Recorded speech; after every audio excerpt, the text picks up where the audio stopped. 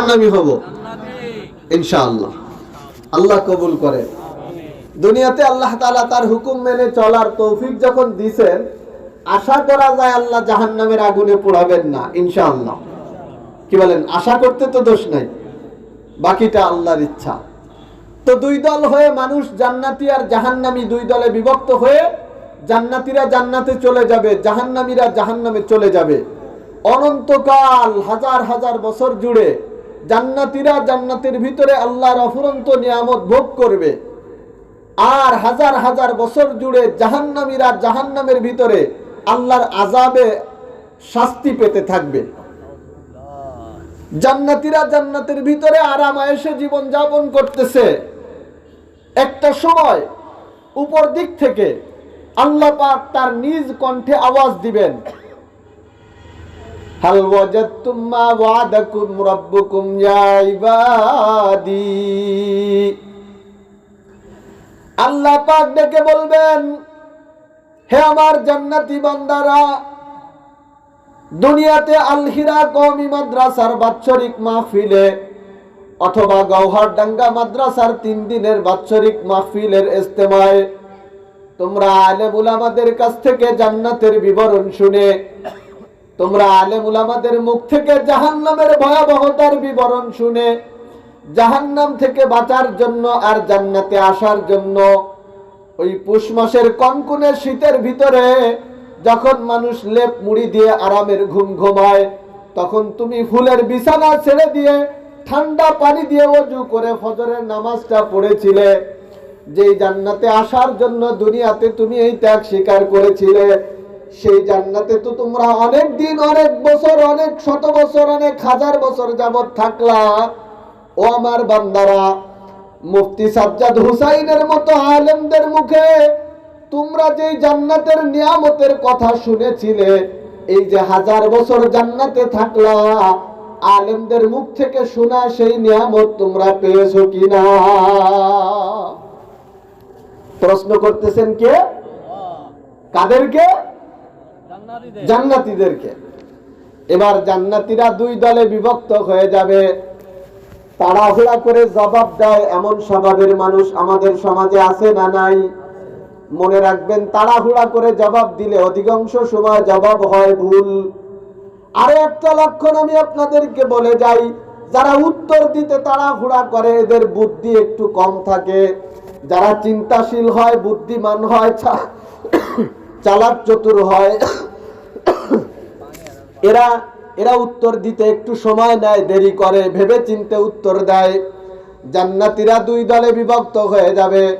একদল জান্নাতি হুট করে তাড়াহুড়া করে উত্তর দিবে, ওয়াজাদনা ইয়া রাব্বানা, ওগো আমাদের আল্লাহ, আপনি জান্নাতে যেই সমস্ত নিয়ামত দেওয়ার প্রতিশ্রুতি দিয়েছিলেন, আমরা আলেমদের মুখে জান্নাতের যে সমস্ত নিয়ামতের কথা শুনেছিলাম, আমরা সব নিয়ামত পেয়ে গেছি। আর একদল জান্নাতি, তারা একটু বুদ্ধিমান, তারা একটু চিন্তা ভাবনা করে উত্তর দেয়। তারা ওদেরকে বলবে, চুপ করো। আল্লাহকে লক্ষ্য করে ওই বুদ্ধিমান জান্নাতীরা বলবে, ওগো আল্লাহ, যেই নিয়ামতের ওয়াদা এবং প্রতিশ্রুতি আপনি আমাদেরকে দিয়েছিলেন, অনেক পেয়েছি, কথা সত্য, কিন্তু সব পাই নাই। আল্লাহ রাব্বুল আলামিন তখন জিজ্ঞাসা করবে, আমার বান্দারা, কোন নিয়ামতটা পাও নাই বলতে পারো? ওই জান্নাতীরা তখন জবাব দিবে, আল্লাহ, জান্নাতে অনেক নিয়ামত পেয়েছি, কিন্তু আলেমদের মুখে শুনেছিলাম জান্নাতে একটা পর্যায়ে এসে আপনার চেহারাটা আপনি জান্নাতীদেরকে দেখাবেন। আল্লাহ, অনেক নিয়ামত পেয়েছি, কিন্তু এখনো আপনাকে দেখি নাই। আল্লাহ পাক রব্বুল আলামিন তখন প্রশ্ন করবে, আমার বান্দারা, তাহলে কি তোমরা আমাকে দেখতে চাও কিনা? জান্নাতীরা এবার সমস্যারে সবাই একসাথে জবাব দিবে, আল্লাহ, এই জান্নাতে আসছি তো আপনাকে দেখার জন্য, যেই জান্নাতে আপনাকে দেখা যাবে না, ওই জান্নাত দিয়ে কি করব? আপনাকে দেখা ছাড়া এই জান্নাত আমাদের ভালো লাগে না। আল্লাহ রাব্বুল আলামিন তখন বলবেন, যখন তোমরা আমাকে দেখতে চাও তাহলে একটা মাহফিলের আয়োজন করা হবে। অনেক লম্বা হাদিস, ডাইনে বামে আমি যেতে পারবো না, ওই মাহফিলের সংযোগের সূত্রটা দেখানোর জন্য হাদিসটা আনলাম। আল্লাহ পাক তখন জান্নাতের ভিতরে একটা মাহফিলের ব্যবস্থা করবে, এরকম একটা প্যান্ডেল তৈরি হবে। কিন্তু সেই জান্নাতের প্যান্ডেলের বিশালতা কত বড় আপনি একটু শুনলে অবাক হয়ে যাবেন। এই যে স্টেজ, এখানে কত লোক বসা যাবে? কথা বলে, এই স্টেজে কত লোক বসা যাবে? 20-30 জন। ওই জান্নাতের মাহফিলের প্যান্ডেল কত বিশাল হবে বলে, স্টেজ এবং প্যান্ডেল নয়, শুধু স্টেজে 2.25 লক্ষ লোক বসতে পারে, এত বড় বিশাল স্টেজ হবে। সুবহানাল্লাহর আওয়াজ এত আসতে, মানে আপনারা আশ্চর্য হন নাই? বলে হুজুর 2.25 লক্ষ লোক তো আমাকে গুনাবড়া বাজারে প্রতিদিন সকালে এক জায়গায় হয়। কি বলেন, হয়? একসাথে 2.25 লক্ষ লোক সচরাচর দেখছেন? আল্লাহু আকবার। স্টেজে 2.25 লক্ষ লোক। বলে এই লোকগুলো কারা? সাধারণ জান্নাতীরা নয়, তারা হলো বিশেষ অতিথি। বলে তারা কারা?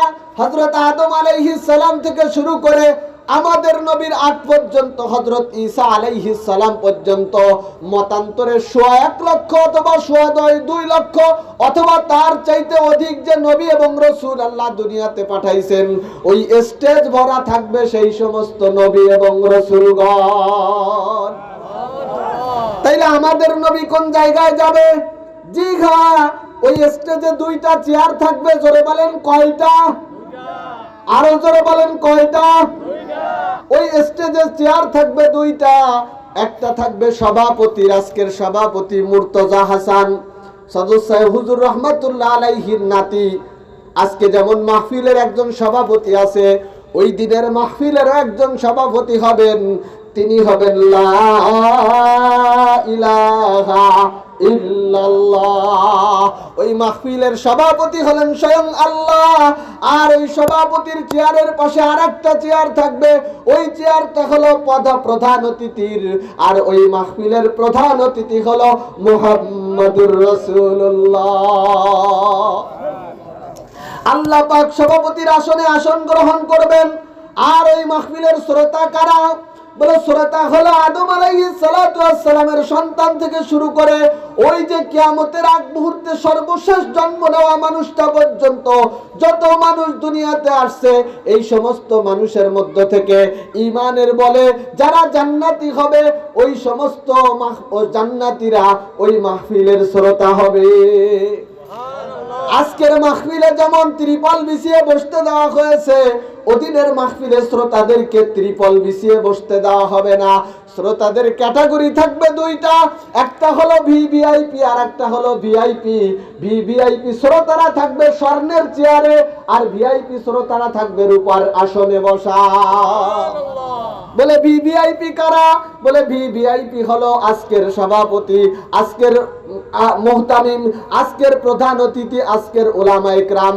ওই জান্নাতের ভিভিআইপি শ্রোতা থাকবে প্রত্যেক যুগের উম্মতের উলামায়ে কেরাম। বিশেষ অতিথি কারা? ভিআইপি অতিথি কারা? এই যে যারা আপনারা বসা আছেন, আল্লাহ যদি এই ঈমানের সাথে দুনিয়ার থেকে বিদায় হওয়ার তৌফিক দান করে, ইমানদার হয়ে যদি হাসরের ময়দানে উঠতে পারি, হিসাব নিকাশের পরে আল্লাহ যদি জান্নাতের ফয়সালা করে, সাধারণ জান্নাতীরা তারা থাকবে রূপার চেয়ারে বসা। এখন এই যে মাহফিলের আয়োজন, আমি যে জায়গাটা দেখাতে চাচ্ছি, এই মাহফিলের আয়োজন হওয়ার পরে আল্লাহ পাক রব্বুল আলামিন এক একজনকে দিয়ে এক একটা কোরআনের সূরা পরিবেশন করে জান্নাতীদেরকে শোনাবে।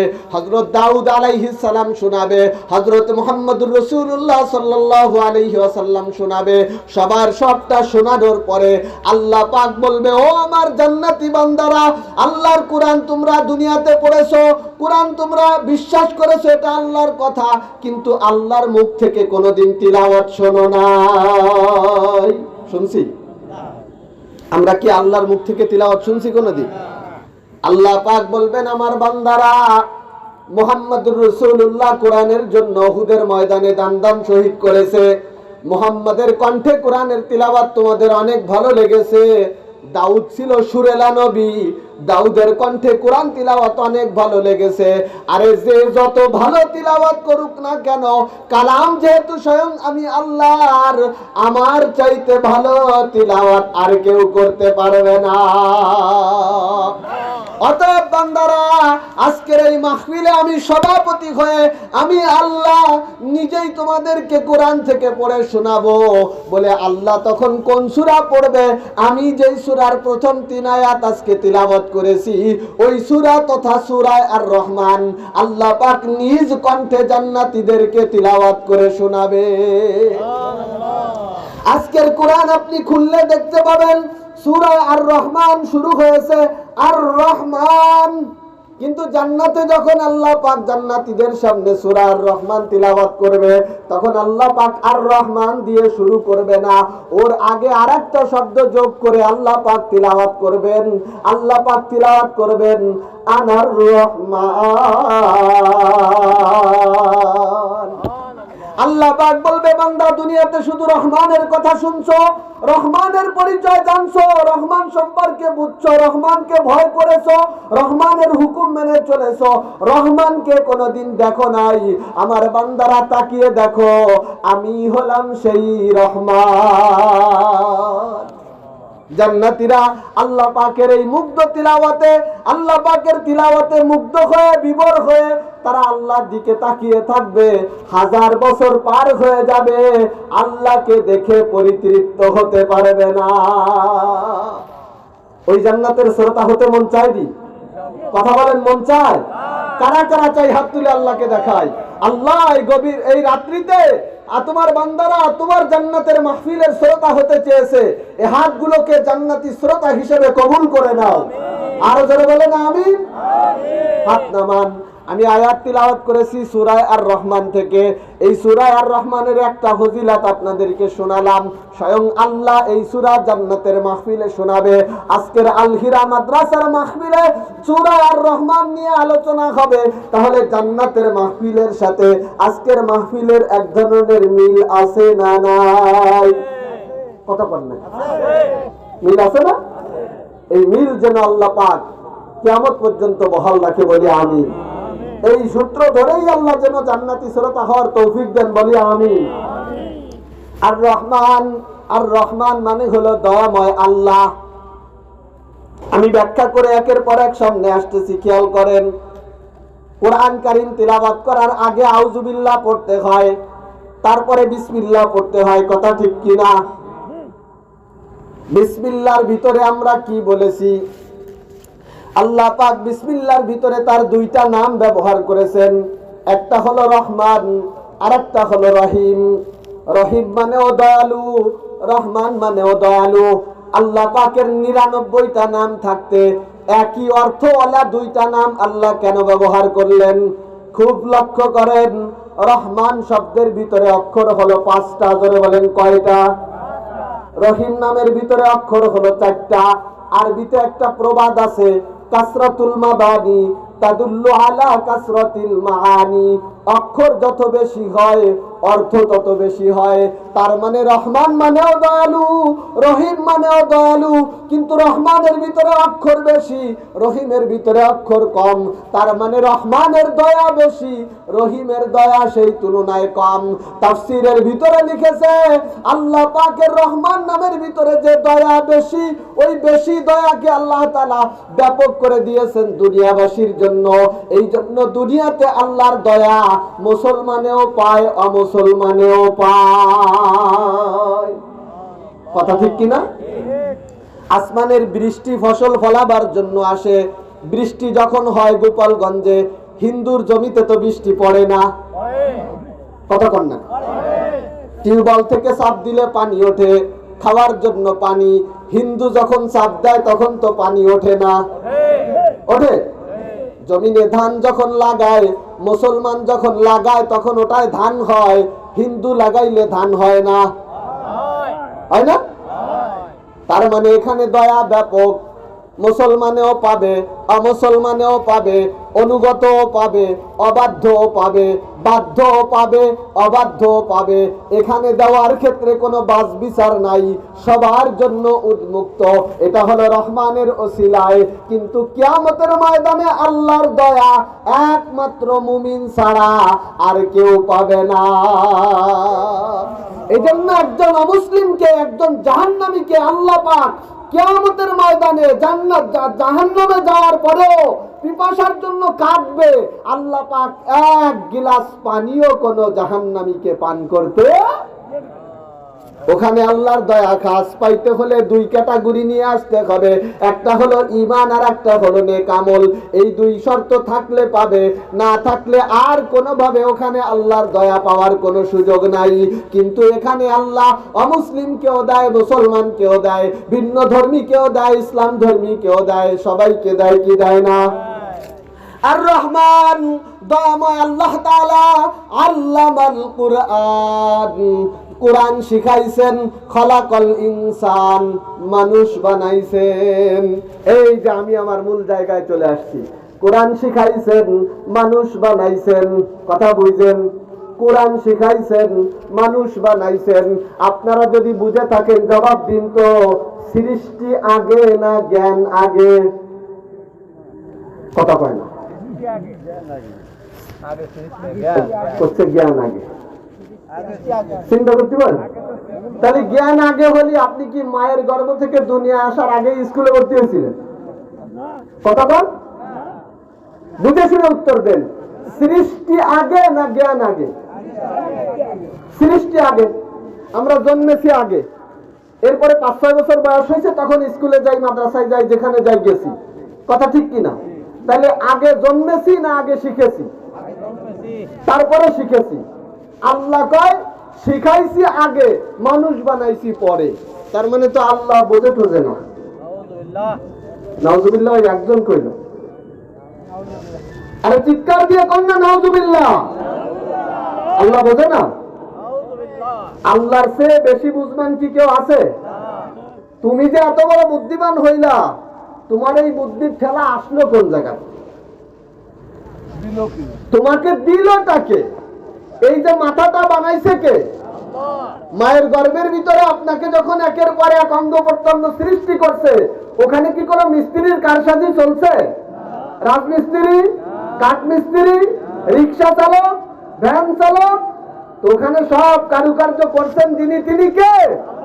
এই আওয়াজে মানি না, চিৎকার দিয়ে বলেন তিনি কে? আল্লাহ।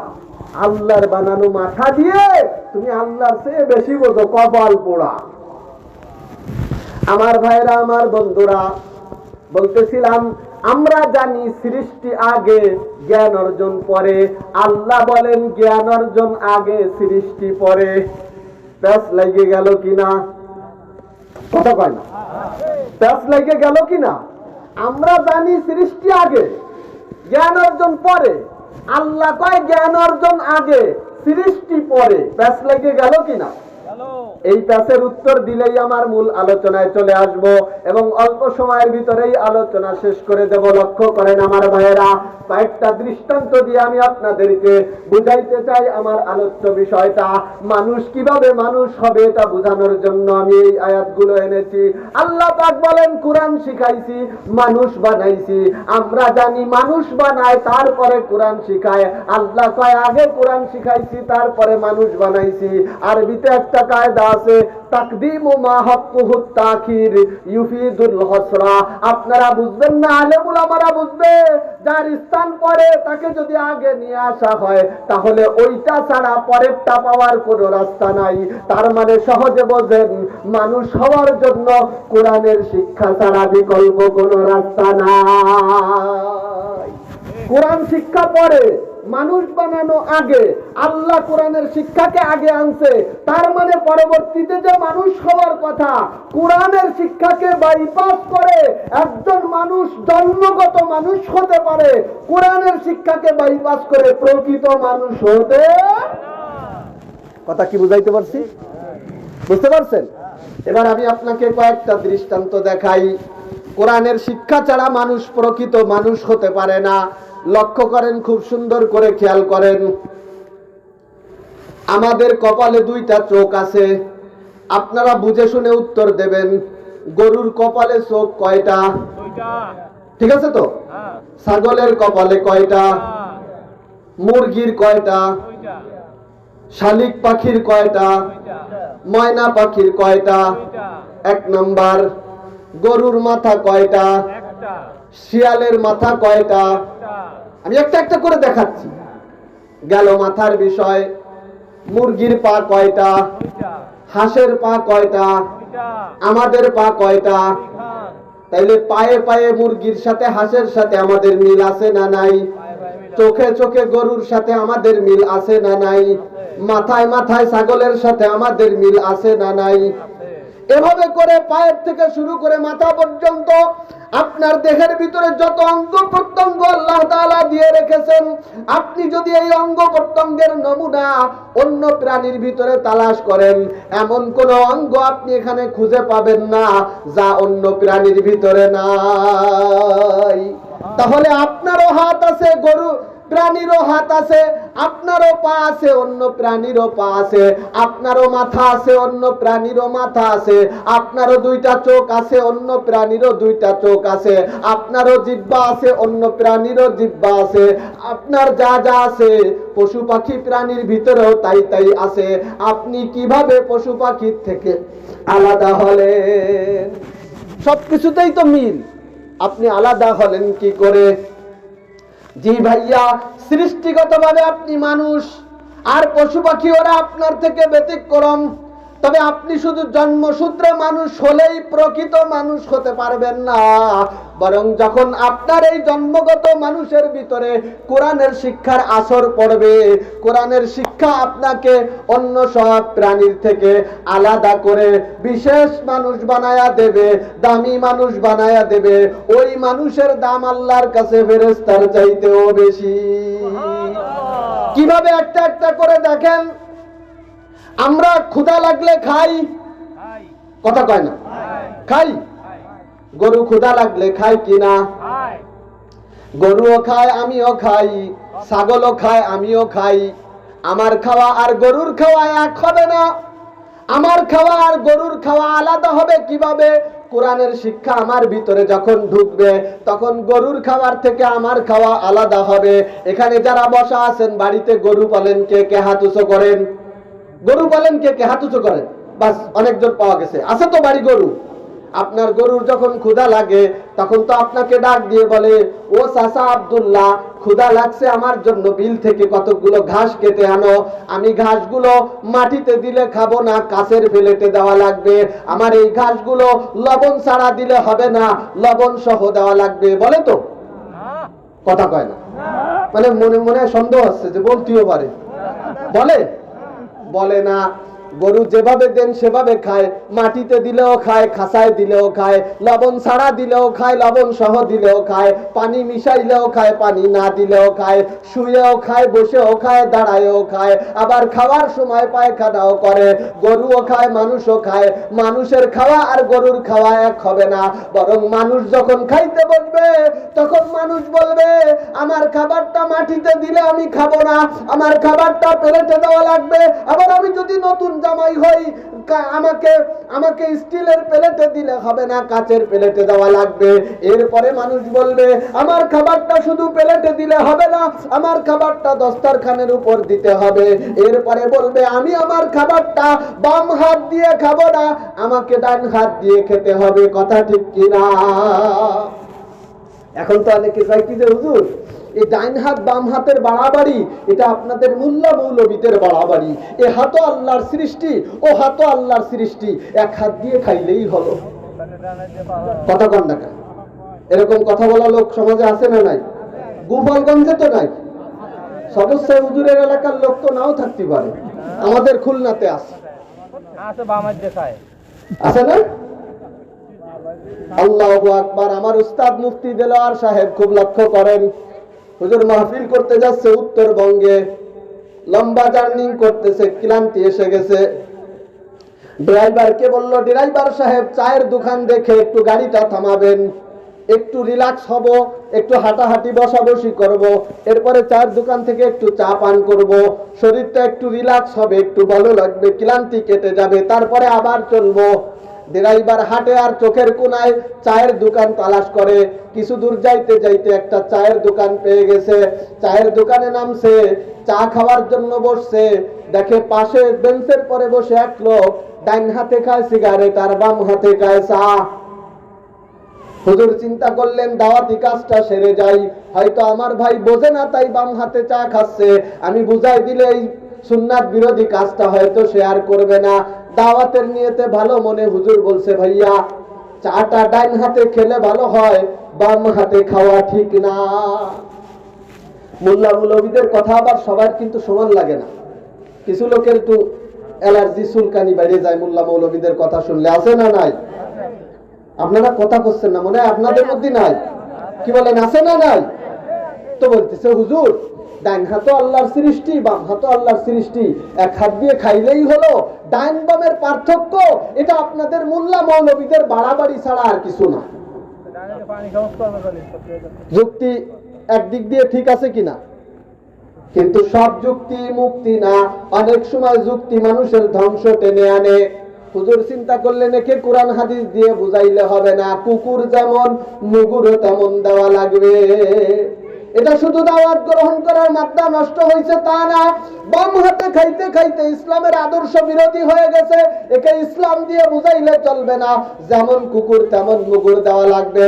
হুজুর বললেন ভাইয়া দুই হাত যে আল্লাহর সৃষ্টি, এই জন্য যদি এক হাত দিয়ে খাইলেই চলে, তাহলে এখানেও একটা ছিদ্র আছে, আর পরেরটা আমি বললাম না, আর একটা জায়গায় আল্লাহর সৃষ্টি আর একটা ছিদ্র আছে, চাটা এই ছিদ্রতে না দিয়ে ওই ছিদ্র দিয়ে দিলেই তো হয়। কি ঠিক আছে না? ওই ছিদ্র দিয়ে কি চা দেওয়া যাবে বাজার? কথা বল, ওই ছিদ্র দিয়ে কি চা দেওয়া যাবে? হ্যাঁ, ওই ছিদ্রতে চা কেমন লাগে হিফাজতে নিয়ে ডিম থেরাপি যারে দিছে ওর কাছে জিজ্ঞাসা করে দিই। আমরা তো আর জানি না, দেখি নাই, শুনি নাই, যাই নাই, পেপার পত্রিকায় পড়ছি আসামিরা স্বীকারোক্তি আদায় করার জন্য গরম ডিম পাশার মধ্যে দিয়ে ঢুকোয় দেয়, এরকম ডিম থেরাপি। তো ডিম থেরাপি কি জিনিস, ওই ছিদ্র দিয়ে দিলে কেমন লাগে, এটা ওই আসামির কাছে জিজ্ঞাসা করলে পাওয়া যাবে। কথা কন না কেন? বাজান ছিদ্র ওটাও আল্লাহর সৃষ্টি, এটাও আল্লাহর সৃষ্টি, তাই বলে কি সব কাজ যে কোনো ছিদ্র দিয়ে কি করা যাবে? ওই ছিদ্রর কাজ এক, এই ছিদ্রর কাজ আর এক। তো আল্লাহর সৃষ্টি দুই হাত, কিন্তু এই হাতের কাজ এক, এই হাতের কাজ আলাদা, এই হাতের কাজ আলাদা, এই হাতের কাজ আলাদা। এক হাতের কাজ আর এক হাত দিয়ে করলে হবে না। ফখরে বাঙ্গাল তাজুল ইসলাম রহমাতুল্লাহ আলাইহি, উনি একদিন হোটেলে গেছে নাস্তা করতে। খেয়াল করেন মানুষের খাওয়া কেন আলাদা হবে? হোটেলে গেছে নাস্তা করতে, এখন হোটেলে তো চেয়ার টেবিল, চেয়ার টেবিলে সুন্নাত হলো বসবেন যেখানে, খাবারও থাকবে অন্তত সেই লেভেলে অথবা নিচে, কিন্তু আপনার বসার চেয়ে খাবারের পাত্রের লেভেল উঁচু হতে পারবে না। চেয়ার টেবিলে কি সেটা হয়? কথা কয় না। চেয়ার টেবিলে কি সেটা হয়? এখন হুজুর গেছে খাইতে, দেখে যে টেবিল উঁচু, চেয়ারে বসা তার থেকে নিচা। বিশ্বেই সুন্নাহ খিলাফে সুন্নাত তরিকায় একজন আলেম মানুষ তো খাবে না। তো হুজুর তাকায় দেখে টেবিলের মাঝখানে আবার একটা পার্টিশন দেওয়া আছে, বাতা মারি মারি থাকে না? হুজুর খেয়াল করে দেখে যে ওই বাতা মারার নিচের পার্টিশন ওইটা চেয়ারের সমান সমান। তা হুজুর ওইটার উপরে গামছা বিছাইছে। এরপরে মেসিকারে ডাইকে বলতেছে আমার খাবারটা এই নিচেই দাও, মাঝখানে দাও। এটা যেই দেখছে মোল্লা মৌলবী দেখলে চুলকানো এক গ্রুপ আছে না, একজন দেখে ওর খুব জ্বালা লাগছে যে দেখো আনকালচার মোল্লা টেবিলের উপরে না রেখে তলে রেখে খাবার খাচ্ছে, কিন্তু কি বলবে রাস্তা খুঁজতেছে, রাস্তা খুঁজে পাচ্ছে না। এরপরে ও ফলো করতেছে যে এই মোল্লারে ধরা একটা দিতে হবে, কি কায়দায় ধরা যায় রাস্তা তালাশ করতেছে। এখন উনি খাচ্ছে, খাইয়ে দেয় গোস্ত দিয়ে ভাত খাইছে, একেবারে প্লেট চেটে পুটে পরিষ্কার করে খেয়ে হাড্ডি যা ছিল একেবারে চাইতে গোস্ত ছাড়ায় পুরো হাড্ডি দিয়ে খালি করে ফেলাই দিছে। কায়দা মতো চেটে চুটে খাইছে। চেটে খাওয়া এটা কার আদর্শ? কথা বলেন না কেন? আমরা কি আদর্শ পালনে লজ্জা করব? সুন্নাত পালনে কোনো লজ্জা নাই বাজান। সুন্নাতি হলো সবচাইতে বড় ফ্যাশন। আমি তো আলোচনা ডাইরেক্টভাবে নিতে পারলাম না। মনে রাখবেন, খাদ্য খাবার গ্রহণ করার সময় আপনি যদি সুন্নাত অনুযায়ী খান, আপনার হজম শক্তির কোনো সমস্যা কোনোদিন হবে না। সুন্নাত মানবেন না আর ডাক্তারের চেম্বারে দৌড়াদৌড়ি করবেন, সেটা খাবেন, হজম শক্তি বৃদ্ধি পাবে, সুন্নাতের উপকারিতা। বলেন না সুবহানাল্লাহ। এখন এই সব চেটে পুটে খেতে দেখে ওই যে মোল্লাকে ফলো করতেছিল, যেই মোল্লা বিদ্বেষী লোক, ও রাস্তা খুঁজে পাইছে, আসতে যায় বলতেছে, হুজুর আপনাদের বাড়িতে কুকুর বিড়াল আছে না? তো হুজুর বললেন, হ্যাঁ আছে। তো আপনাদের বাড়ির বিড়াল খায় কি? কথা বুঝেন না? আপনাদের বাড়ির বিড়াল, তার মানে আপনি যেভাবে চাটলেন তাতে তো কিছু নাই, তা আপনার বিড়াল খায় কি? তার মানে হুজুরকে কিসের সাথে মিলাই দিল? বিড়ালের সাথে। হুজুর তো সেরকম, ওয়াল কুরআনিল হাকিম, কোরআনের সংস্পর্শে আসলে বিজ্ঞানময় কোরআন মানুষকে বুদ্ধিমান বানায়। হুজুর চিন্তা করলেন, ও যখন আমাকে এভাবে ছোট করে আমাকে সাইজ করার চিন্তা করতেছে, ওকেও পাল্টা জবাব দিয়ে বুঝিয়ে দিতে হবে, মোল্লারাও কম নয়। হুজুর খেয়াল করে দেখে ওই লোকটা বাম হাতে চা খাচ্ছে আর ডান হাতে সিগারেট খায়। হুজুর তখন জবাব দিছে, আমাদের বাড়ির বিড়াল বাম হাতে চা খায় আর ডান হাতে বিড়ি খায়। বন্ধুরা আমার, আমি এদিকে যেতে চাচ্ছিলাম না। আমি যেদিকে যেতে চাচ্ছিলাম, তাহলে গরুও খায়, মানুষও খায়। মানুষ খাওয়ার সময় প্লেট তালাশ করে, মানুষ খাওয়ার সময় দস্তরখান তালাশ করে, মানুষ খাওয়ার সময় সুন্দর একটা জায়গা তালাশ করে, মানুষ খাওয়ার সময় পরিচ্ছন্ন একটা পরিবেশ তালাশ করে। এরপরে সবকিছু পাওয়ার পরে একজন নবী প্রেমিক উম্মতে মুহাম্মাদি সে দস্তরখান তালাশ করে। দস্তরখান পাওয়ার পরে খাবার যখন সব রেডি, তারপরে সে একটা দোয়া পড়ে কি পড়ে না? কথা বলেন, পড়ে কি পড়ে না? কি সেই দোয়া? কথা বল, জানেন না আপনারা? বিসমিল্লাহি ওয়ালা বারাকাতিল্লাহ। বিসমিল্লাহ পড়ে মুমিন খাওয়া শুরু করে। এইভাবে যখন কোন মুমিন খাইলো, তখন গরুর খাওয়ার সাথে মানুষের খাওয়ার আর মিল থাকলো না। গরু কি দোয়া পড়ে খায়? গরু কি দস্তরখানে খায়? আপনি যখন দোয়া পড়ে দস্তরখানের উপর খানা খেলেন, আপনিও খান, গরুও খায়, কিন্তু আপনার খাওয়া আর গরুর খাওয়া এক থাকলো না। আপনার খাওয়া গরুর থেকে আলাদা হয়ে গেল। আপনার এই স্পেশাল পদ্ধতির খাওয়া আপনাকে গরুর থেকে আলাদা করে প্রকৃত মানুষের রূপান্তর করলো। আপনারা বুঝে থাকলে জবাব দেন, দোয়া পড়ে খাওয়ার শিক্ষা কি স্কুলের বইতে পাওয়া যায় না নবীর হাদিসে পাওয়া যায়? নবীর হাদিস, এটা কি নবীর বানানো না আল্লাহর দেওয়া? 23 বছরের রিসালাতের জিন্দেগিতে যত হাদিস নবীজি বলেছেন, সমস্ত হাদিস হলো আল্লাহর কোরআনের ব্যাখ্যা। তার মানে হাদিস হলো কোরআনের ব্যাখ্যা, তার মানে কোরআন আর হাদিস সবই আল্লাহর দেওয়া, তার মানে এটা ইসলাম। তার মানে গরুর থেকে আলাদা পদ্ধতিতে খাওয়া আপনাকে ইসলাম শিখায়। ওই পদ্ধতিতে খাইলেই আপনার খাওয়া গরুর থেকে আলাদা হয়। এই পদ্ধতিতে খেয়ে আপনি গরুর থেকে আলাদা হয়ে স্পেশাল মানুষ হয়ে যান। গরু ঘুমায় কি ঘুমায় না? কথা বলেন। ছাগল ঘুমায় কি ঘুমায় না? উট বেড়া দুম্বা যা আছে ঘুমায় কি ঘুমায় না? মানুষও ঘুমায়, গরুও ঘুমায়, ছাগলও ঘুমায়। তাহলে ঘুমানোর ক্ষেত্রে মানুষ আর ছাগলের পার্থক্য কোন জায়গায়? বন্ধুরে আমার কথা ওই এক জায়গায়। ছাগল যখন ঘুমায় তখন উত্তর পশ্চিম আর উত্তর পূর্ব, উত্তর দক্ষিণ আর পূর্ব পশ্চিম তালাশ করে দেখে দেখে ঘুমায় না? ঘুমায়। গোয়াল ঘরে যেভাবে আপনি বেঁধে দিচ্ছেন ওভাবেই বসে পড়ে। একটা সময় ঘুমায় যায়। পায়খানার ভিতরে ঘুমালো না বিছানার উপরে ঘুমালো, দেখেও না, বোঝেও না, বাস বিচারও করে না। গরু যখন ঘুম আসে ঘুমায় যায়, যেই পরিবেশ পায় সেই পরিবেশে ঘুমায় যায়। মানুষও ঘুমায়, গরুও ঘুমায়, কিন্তু গরুর ঘুমানো আর মানুষের ঘুমানো এক হবে না। বলে মানুষ কেমনে ঘুমাবে? মানুষ ঘুমানোর সময় প্রথমে দেখবে আমার পাটা কি কিবলার দিকে যায় কিনা। যদি দেখে যে আমার পা কিবলার দিকে যাচ্ছে, যত আরামের পরিবেশ হোক ওই পরিবেশে সে ঘুমাবে না। এরপরে সে চিন্তা করবে নবীর ঘুমানোর আদর্শটা কেমন ছিল। বলে ওলামা ইকরামের মুখ থেকে শুনেছি, উত্তর দিকে মাথা দিয়ে, দক্ষিণ দিকে পা দিয়ে, ডাইন কাত হয়ে ডাইন হাতটা মাথার তলে বিছায়া দিয়া তারপরে ঘুমাইতে হয়। ঘুমানোর আগে একটা দোয়া পড়তে হয়। আমার সাথে পড়েন, আল্লাহুম্মা, পড়েন আল্লাহুম্মা বিসমিকা আমুতু ওয়া আহইয়া। এই পদ্ধতি অনুসরণ করে যখন আপনি ঘুমালেন, কি হলো ফল? গরুও ঘুমায়, আপনিও ঘুমান, ছাগলও ঘুমায়, আপনিও ঘুমান। কিন্তু এই যে পদ্ধতির ঘুম, এই পদ্ধতিতে কি গরু ঘুমায়? এই পদ্ধতিতে কি ছাগল ঘুমায়? আল্লাহু আকবার। আপনি যখন এই পদ্ধতিতে ঘুমালেন, তখন আপনার ঘুম গরুর ঘুম থেকে আলাদা হয়ে গেল। মূল ঘুমে গরুর সাথে আপনার মিল থাকলেও বিশেষ পদ্ধতিতে গরুর সাথে আপনার ঘুমের কোনো মিল নাই।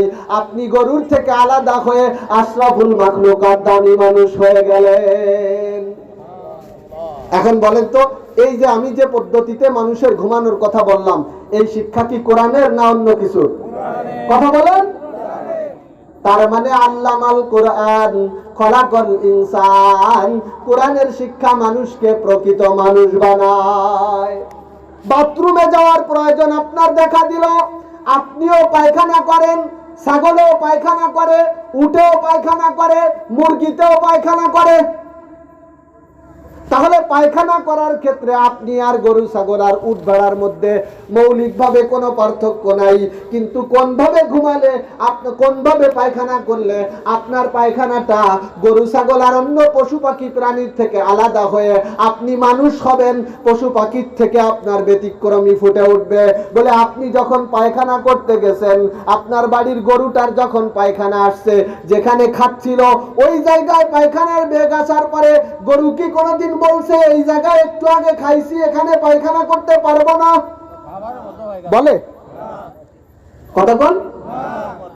গরু কি পায়খানা করার জন্য খোলা জায়গায় পায়খানা করব না, চারিদিক দিয়ে বেড়া দিয়ে ঢাকা একটা বাথরুম আমাকে দেওয়া লাগবে বলছে কোনোদিন? গরু পায়খানা আসার পরে আমি দাঁড়ায় পায়খানা করব না, আমাকে বসার ব্যবস্থা করে দিতে হবে বলছে কোনোদিন? বলে নাই। তাহলে গরু কি করছে? দাঁড়িয়ে আসছে, দাঁড়িয়ে মারছে, বেড়া গুড়া নাই খোলা জায়গায়, সেখানেই মারছে, যেখানেই খাইছে সেখানেই মারছে। কিবলা পূর্ব পশ্চিম কোনো পার্থক্য নাই, যেভাবে মনে চাইছিল সেভাবে পায়খানা করে দিছে। আপনিও মানুষ, আপনিও দাঁড়ায় পড়ে পেশাব করেন, তাহলে গরুর সাথে মলমূত্র ত্যাগে আপনার পার্থক্য কোন জায়গায়? আছে পার্থক্য? কথা কোন আছে পার্থক্য? বলে মানুষের মানুষ, মানুষও পায়খানা করে, পশু পাখিও পায়খানা করে। মানুষ আর পশু পাখির পায়খানা তো একরকম হবে না। বলে মানুষ যখন পায়খানা করে তখন সে কি করবে? বলে এক নম্বরে সে দেখবে তার জন্য লজ্জাস্কর ঢাকা ঘেরা কোনো পরিবেশ আছে না নাই, এটা তালাশ করবে। এই পরিবেশ পাওয়ার পরে এখন সে দেখবে এখানে পানি খরচ করার ব্যবস্থা আছে না নাই। পানি খরচ করার ব্যবস্থা পাওয়ার পরে এবার সে দেখবে পরিবেশটা পরিচ্ছন্ন আছে কি না, নাকি নোংরা। নোংরা হলে তার মনে ধরবে না, সে সেখানে যাবে না। এরপরে যখন ভিতরে ঢুকবে দরজাটা লাগাই দিবে, তারপরে দরজা লাগানোর পরে সে ওখানে দাঁড়িয়ে প্রয়োজন মিটাবে না, বরং সে বসে যাবে। বসে যাওয়ার পরে সে তার প্রয়োজন মিটাবে। আবার যখন বাথরুমের ভিতরে ঢুকবে তখন একজন প্রকৃত মানুষের কাজ কি? বলে নবীর শিক্ষা হলো ওই দরজার পরে দাঁড়ায় সে দোয়া পড়বে। কি দোয়া বলতে পারবেন? ওই দেখেন, আপনি পারেন নাই কিন্তু এই ছোট বাচ্চা পারছে। বলে আপনার পায়খানা আর গরুর পায়খানার পার্থক্য হবে আপনি পায়খানার দরজায় দাঁড়ায় পড়বেন, আল্লাহুম্মা ইন্নী আউযু বিকা মিনাল খুবুসি ওয়াল খাবাইস। ও আল্লাহ, আমি আপনার কাছে অনিষ্টকারী, নোংরা, পিশাচ, জিনের মানে ক্ষতির থেকে আশ্রয় প্রার্থনা করতেছি। বলে এটা আপনি কেন বলবেন? নবীর হাদিসের মধ্যে আসছে যত নোংরা জায়গা আছে, পায়খানা, গোয়াল ঘর সহ মানুষের যত নোংরা জায়গা আছে, এই সমস্ত নোংরা জায়গায় কিছু পিশাচ জিন বসবাস করে। মানুষ যখন ওই জায়গায় যায়, ওই জিনেরা তখন মানুষকে বিভিন্নভাবে ক্ষতি করে। আল্লাহর নবী দোয়া শিখাই দিলেন, ইন্নী আউযু বিকা মিনাল খুবুসি ওয়াল খাবাইস। আমি নোংরা পিশাচ জিন এবং নোংরা পিশাচ মহিলা জিন থেকে আল্লাহ আপনার কাছে আশ্রয় চাই। আপনি যখন এই দোয়া পড়ে বাথরুমে ঢুকবেন, যত নোংরা জিন ওখানে থাকুক না কেন, দোয়া পড়ার কারণে ওরা এক চুল পরিমাণ আপনার কোনো ক্ষতি করতে পারবে না। এভাবে আপনি আসলেন, পায়খানা সারলেন, পানি খরচ করলেন, পবিত্র হলেন, বের হয়ে আসলেন। এবার আপনাকে দোয়া পড়তে হবে, গুফরানাকা আলহামদুলিল্লাহিল্লাযী আযহাবা আন্নিল আদা ওয়া আফানি। আপনি এই দোয়াটা কেন পড়বেন? আমি সেই ছোট্টবেলায় চিন্তা করতাম, করে আসলাম পায়খানা, প্রশংসা কেন করতে হবে আল্লাহর? হ্যাঁ, এই যে মুরব্বি ধরতে পারছি। আপনি এই দোয়ার ভিতরে কি বলছেন জানেন? আলহামদুলিল্লাহ, প্রশংসা আল্লাহর, আল্লাযী আযহাবা আন্নিল আযা, যিনি আমার থেকে ময়লা আবর্জনা নিয়ে গেছেন, ওয়া আফানি, আমাকে সুস্থভাবে বাঁচার ব্যবস্থা করে দিবেন। আমি ওই ছোটবেলায় চিন্তা করতাম, করলাম পায়খানা, কেন আল্লাহর প্রশংসা করতে হবে? বলে এটা যদি বুঝতে হয় তাহলে সদর হাসপাতালে 3 দিন যাবত যার পায়খানা পেশাব আটকে গেছে ওর কাছে জিজ্ঞাসা করে দেখেন। কথা কর না, পেশাব আটকে গেলে পেট ফুলবে কি ফুলবে না, জ্বালা যন্ত্রণা শুরু হবে কি হবে না, আপনারটা যে নিয়মিত সুন্দরভাবে ক্লিয়ার হয়ে যায়, প্রশংসা হবে কার? আমার ভাইরা, আমার বাবাজিরা, বলতেছিলাম তাহলে পায়খানা পশু পাখিও করে, মানুষও করে। এখন পশু পাখির পায়খানা করার ধরন আর মানুষের পায়খানা করার ধরন তো এক হবে না। মানুষ একটা বিশেষ পদ্ধতিতে পায়খানা করবে, যেই পদ্ধতি তাকে পশু পাখির থেকে আলাদা করে দেবে। এখন এই বিশেষ পদ্ধতির পায়খানার শিক্ষা, এটা কি স্কুল কলেজে পাওয়া যায় না কোরআন সুন্নাহয় পাওয়া যায়? আল্লামাল কুরআন খলাকাল ইনসান। এজন্য আমার আল্লাহ বলেন, কোরআন শিখাইছি, মানুষ বানাইছি। তার মানে একজন মানুষ প্রকৃত মানুষ তো তখনই হয় যখন তার ভিতরে কোরআনের শিক্ষা আসে, কোরআনের সংস্রব আসে, কোরআনের সোহবাত আসে, কোরআনের আমল আসে, কোরআনী গাইডলাইন অনুযায়ী জীবন যাপন হয়, তখন ওই মানুষটা প্রকৃত মানুষ হয়ে যায়। এবার হলো খলাকাল ইনসান।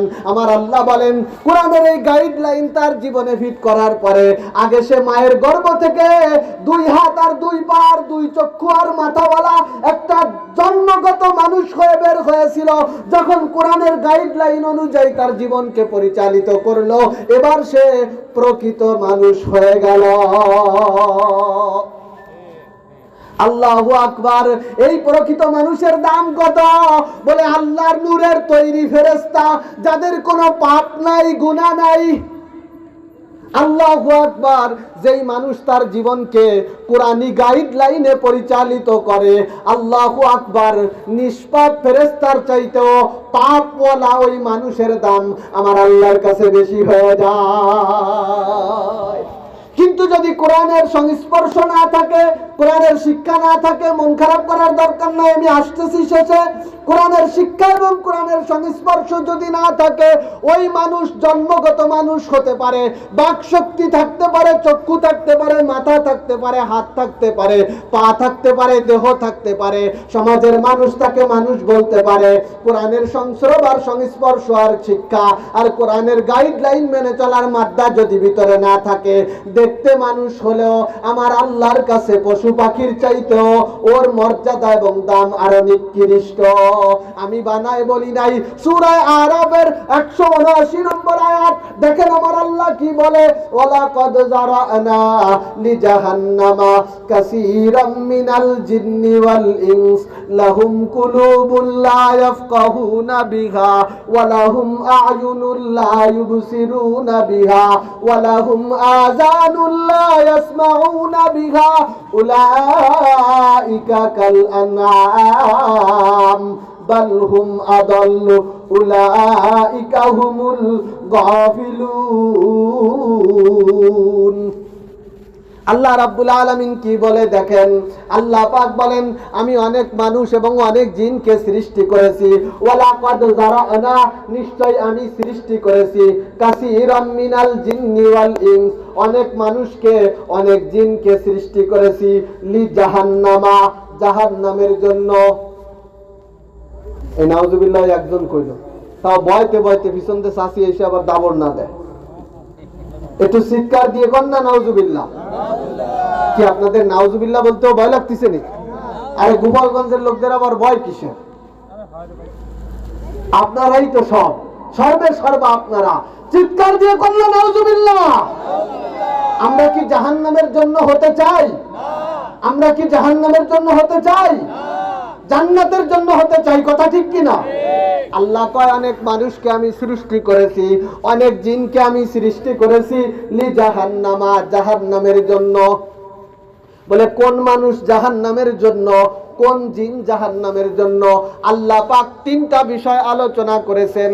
তিন জিনিসের অভ্যাস, তিনটা বদ খাসলাত যাদের ভিতরে থাকবে, ওই মানুষ আর ওই জিন, মানুষ হলেও জাহান্নামের জন্য সৃজিত, জিন হলেও সে জাহান্নামের জন্য সৃজিত। বলে সেই তিন গুণ কি? লাহুম কুলুবুল লা ইয়াফকাহুনা বিহা। এক নম্বর হলো তার দেহের ভিতরে আমি আল্লাহ একটা অন্তর দিয়ে দিয়েছি, কিন্তু সেই অন্তর দিয়ে সে আমি আল্লাহর বিধিবিধানকে চিন্তা গবেষণা করে মেনে চলে না। লাহুম কুলুবুল লা ইয়াফকাহুনা বিহা, তার অন্তর আছে কিন্তু অন্তর দিয়ে গবেষণা করে আল্লাহর পরিচয় খুঁজে বের করে নাই। অন্তর আছে কিন্তু অন্তর দিয়ে মাওলাকে চিনে নাই। অন্তর আছে কিন্তু অন্তরকে ব্যবহার করে আল্লাহর নির্দেশিত পথ তালাশ করে বের করে নাই। আল হিরা মাদ্রাসার বার্ষিক মাহফিলে এসে কোরআন সুন্নাহর গাইডলাইন শুনে সেই অনুযায়ী জীবন পরিচালিত করে নাই। বলে অন্তরকে যে আল্লাহর পরিচয় পাওয়ার জন্য কাজে লাগালো না, ওই অন্তরওয়ালা মানুষ দেখতে মানুষ হলেও সে জাহান্নামী। লাহুম কুলুবুল লা ইয়াফকাহুনা বিহা, তার অন্তর আছে কিন্তু অন্তর দিয়ে চিন্তা করে নাই। ওয়ালাহুম আয়ুনুল লা ইউবসিরুনা বিহা, দুই নম্বরে তার চক্ষু আছে কিন্তু চক্ষু দিয়ে সে আল্লাহর পরিচয় তালাশ করে বেড়ায় নাই। বুর্গে দরখতানে সবজা দর নজরে হুশিয়ার, हर वरा के दफ्तर इस मारिफाते किरदगार। গাছের যে সবুজ সবুজ পাতা, ওই পাতার ভিতরে সুন্দর সুন্দর দাগ টেনে পাতাকে ডিজাইন করছেন যিনি, তার নাম কি? জোরে বলেন, আরো জোরে বলেন কে? গাছের পাতা তো আপনার কাছে একটা পাতা, কিন্তু আল্লাহর ওলিরা বলে প্রত্যেকটা পাতা আমার মাওলার পরিচয়ের এক একটা খাতা। কথা ঠিক কিনা? আচ্ছা, আজকের দুনিয়ায় বিজ্ঞানীরা অনেক উন্নত, প্লেন, বিমান, রকেট, কত কিছু আবিষ্কার করছে, কম্পিউটার, মোবাইল, তা কত যন্ত্র আবিষ্কার করছে।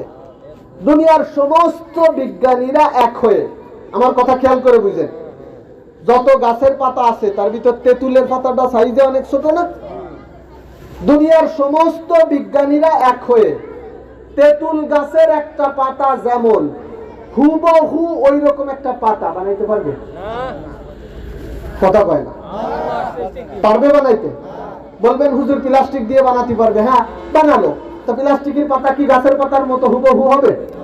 দেখতে কালার সবুজ হবে, কিন্তু টান দিলে গাছের পাতা টাস করে ছিঁড়ে যায়। প্লাস্টিকটা কি ছাড়বে? আগুন দিলে গাছের পাতা পুড়ে যায়, প্লাস্টিকটা পড়বে না গলবে? তাহলে কি এখনো?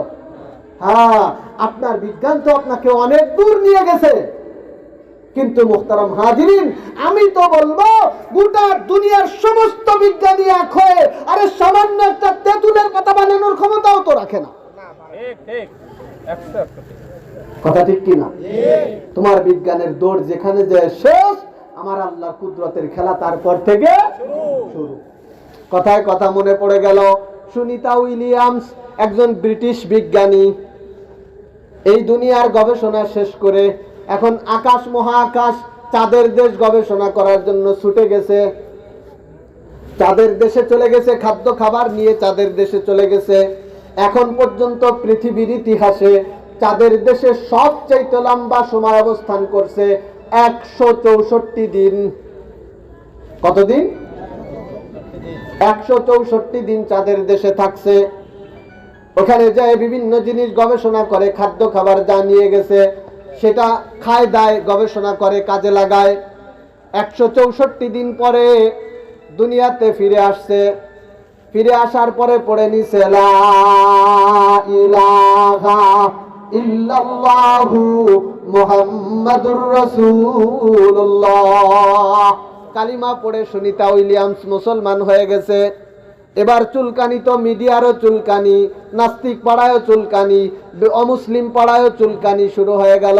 ব্যাপার কি, এত টাকা পয়সা খরচ করে বিজ্ঞানী বানালাম, সেই বিজ্ঞানী এখন যদি সেই মোল্লা মৌলবীদের বেশ ধরে, তাহলে তো ব্যবসা পুঁজি সহ উদাও হয়ে গেল। সাংবাদিকরা ঘিরে ধরছে, কি ব্যাপার সুনিতা উইলিয়ামস, আপনি এত বিলাসবহুল জীবন ছেড়ে আপনি এই ইংল্যান্ডের মতো একটা দেশের নাগরিকত্ব পরিহার করে যেই ধর্ম গ্রহণ করলে নিগৃহীত হওয়া লাগে, যেই ধর্ম গ্রহণ করলে ছোট হওয়া লাগে, যেই ধর্ম গ্রহণ করলে প্রভাব প্রতিপত্তি হাতছাড়া হয়ে যাবে, যেই ধর্ম গ্রহণ করলে যত বড় বিজ্ঞানী হও তোমার আর গবেষণার কোনো দায়িত্ব থাকবে না, কারণ তোমাকে দিয়ে করাইলে তো মুসলমানদের উন্নতি হবে, এই জন্য তোমাকে কোণঠাসা করে রাখবে। একটা অন্ধকার ভবিষ্যৎ জেনেও আপনি কেন কালিমা পড়ে মুসলমান হয়ে গেলেন? প্রশ্ন বুঝছেন? সুনিতা উইলিয়ামস কি জবাব দিছে একটু লক্ষ্য করেন আমার গোপালগঞ্জের বাবাজিরা। সুনিতা উইলিয়ামস তখন ডেকে বলতেছে, ও সাংবাদিক ভাইরা শোনো, আমি যে 164 দিন চাঁদের দেশে ছিলাম, ওই চাঁদের দেশ থেকে আমি বারবার পৃথিবীর দিকে তাকিয়েছি। গোটা পৃথিবীটা অন্ধকার দেখা যায়, কিচ্ছু দেখা যায় না, কিন্তু এই গোটা পৃথিবীর অন্ধকারের ভিতরে দুইটা জায়গায় এখানে সব লাইট বন্ধ করে দিয়ে যদি এই দুইটা লাইট জ্বালানো হয়, তাহলে সাদা দুইটা লাইট দেখা যাবে না? বোঝা যাবে না? চাঁদের দেশ থেকে আমি তাকায় দেখি দুইটা জায়গায় সাদা দুইটা ডিম লাইটের মতো জ্বলে, আর বাকি সব অন্ধকার। আমি চিন্তা করলাম, ব্যাপার কি, সব জায়গায় অন্ধকার দেখা যায়, কিন্তু এই দুই জায়গায় বাতি জ্বলে কেন? আমি দুনিয়াতে আসলাম, দুনিয়ার ম্যাপ ব্যবহার করলাম, ম্যাপ ব্যবহার করে কোন জায়গা থেকে বাতির মতো জ্বলছে এটা আমি খুঁজে বের করলাম। আমি যখন খুঁজতে গেছি তখন দেখলাম একটা বাতি হলো মক্কা শরীফের বাইতুল্লাহর বাতি, আর একটা হলো মদিনা শরীফের মসজিদে নববীর বাতি। চিৎকার দিয়ে বলেন আল্লাহু আকবার। আমি যখন দেখলাম মক্কার বাইতুল্লাহর বাতি আর মদিনার মসজিদে নববীর বাতি সুদূর সেই চাঁদের ভিতর থেকেও ডিম লাইটের মতো জ্বলে আর দেখা যায়। আরে হোয়াইট হাউসের কোনো বাতি সেখান থেকে দেখা যায় নাই, টুইন টাওয়ারের 120 তলা বিল্ডিং এর কোনো বাতি সেখান থেকে দেখা যায় নাই, পৃথিবীর অন্য কোনো প্রাসাদের কোনো চিহ্ন চাঁদের দেশ থেকে সুনিতা উইলিয়ামস দেখতে পাই নাই। সুনিতা উইলিয়ামস যেটা দেখেছে সেটা আমার ইসলামের নিদর্শন বাইতুল্লাহর বাতি, সেটা আমার ইসলামের নিদর্শন নবীর মসজিদের বাতি। সুনিতা উইলিয়ামস তখন পৃথিবীতে এসে সিদ্ধান্ত নিল, সে বলতেছে, আমি তখন চিন্তা করলাম যে এই ধর্মীয় প্রধান কেন্দ্র দুটির বাতি সুদূর চাঁদের দেশ থেকে দেখা যায়, নিঃসন্দেহে ওই ধর্মই হবে সত্য।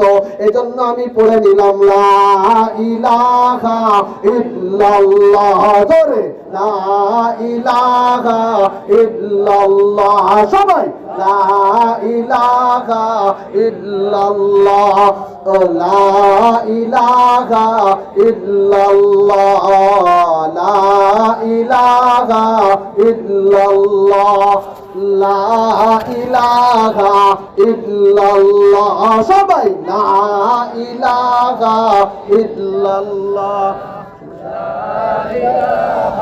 লা ইলাহা ইল্লাল্লাহ, লা ইলাহা ইল্লাল্লাহু মুহাম্মাদুর রাসূলুল্লাহ। ইসলাম পেয়ে খুশি না বেজার? আরো জোরে বলেন, খুশি না বেজার? কারা কারা খুশি আল্লাহকে দেখায় দু হাত উঁচু করে? আল্লাহ এই হাতগুলিকে ইসলামের জন্য কবুল করে নাও। হাত নামান আমার ভাইরা, আমার বাবাজিরা। আমি বলতেছিলাম প্রকৃত মানুষ হওয়া মনে আসেনি? আপনি মায়ের গর্ভ থেকে দুনিয়ায় আসলেন মানেই মানুষ হয়ে গেলেন না। আপনি ছেলে হয়ে জন্ম নিয়েছেন, প্রাপ্তবয়স্ক পুরুষ হয়ে গেলেন মানেই মানুষ হয়ে গেলেন ন। একজন পারফেক্ট মানুষ হতে হলে আল্লামাল কোরআন, কোরআনের শিক্ষায় আপনাকে আলোকিত হওয়া লাগবে। আপনারা হতাশ হয়েন না, হুজুর আল হিরা কওমি মাদ্রাসায় আমি আমার ছেলেকে ভর্তি করিয়েছি, কিন্তু হুজুর আমি তো বুড়ো হয়ে গেছি, আমার তো আর কোরআনের আলোয় আলোকিত হবার বয়স নাই, তাহলে কি হুজুর আমি মানুষ হতে পারবো না? প্রশ্ন আসে কিনা? জি না। হতাশ হওয়ার দরকার নাই। আলোচনার শেষে আমি সে প্রশ্নের জবাব দিয়েই আলোচনা শেষ করবানি। লক্ষ্য করেন, আমার আল্লাহ বলতেছিল 3 বদ খাসলাত যাদের ভিতরে থাকবে ওরা মানুষ হয়েও জাহান্নামী, ওরা জিন হলেও জাহান্নামে যাবে। ওদেরকে আমি আল্লাহ জাহান্নামের জন্য সৃষ্টি করেছি। 1 নম্বর হলো অন্তর আছে, কিন্তু অন্তর দিয়ে আল্লাহকে নিয়ে চিন্তা ভাবনা করে না। 2 নম্বর হলো চক্ষু আছে, ওয়ালাহুম আয়ুনুল লা ইউবসিরুনা বিহা, চক্ষু আছে কিন্তু চক্ষু দিয়ে আল্লাহর বড়ত্ব দেখে না, দেখে দেখে আল্লাহর বড়ত্ব তালাশ করে না। আরে ভাইয়া, চৈত্র মাসে যেই জমিনের পানি এত নিচে চলে গেছে, 200-300 ফুট পাইপ বসায়ও টিউবওয়েলে পানি খুঁজে পাওয়া যাচ্ছে না, হয় কি হয় না? কথা বল।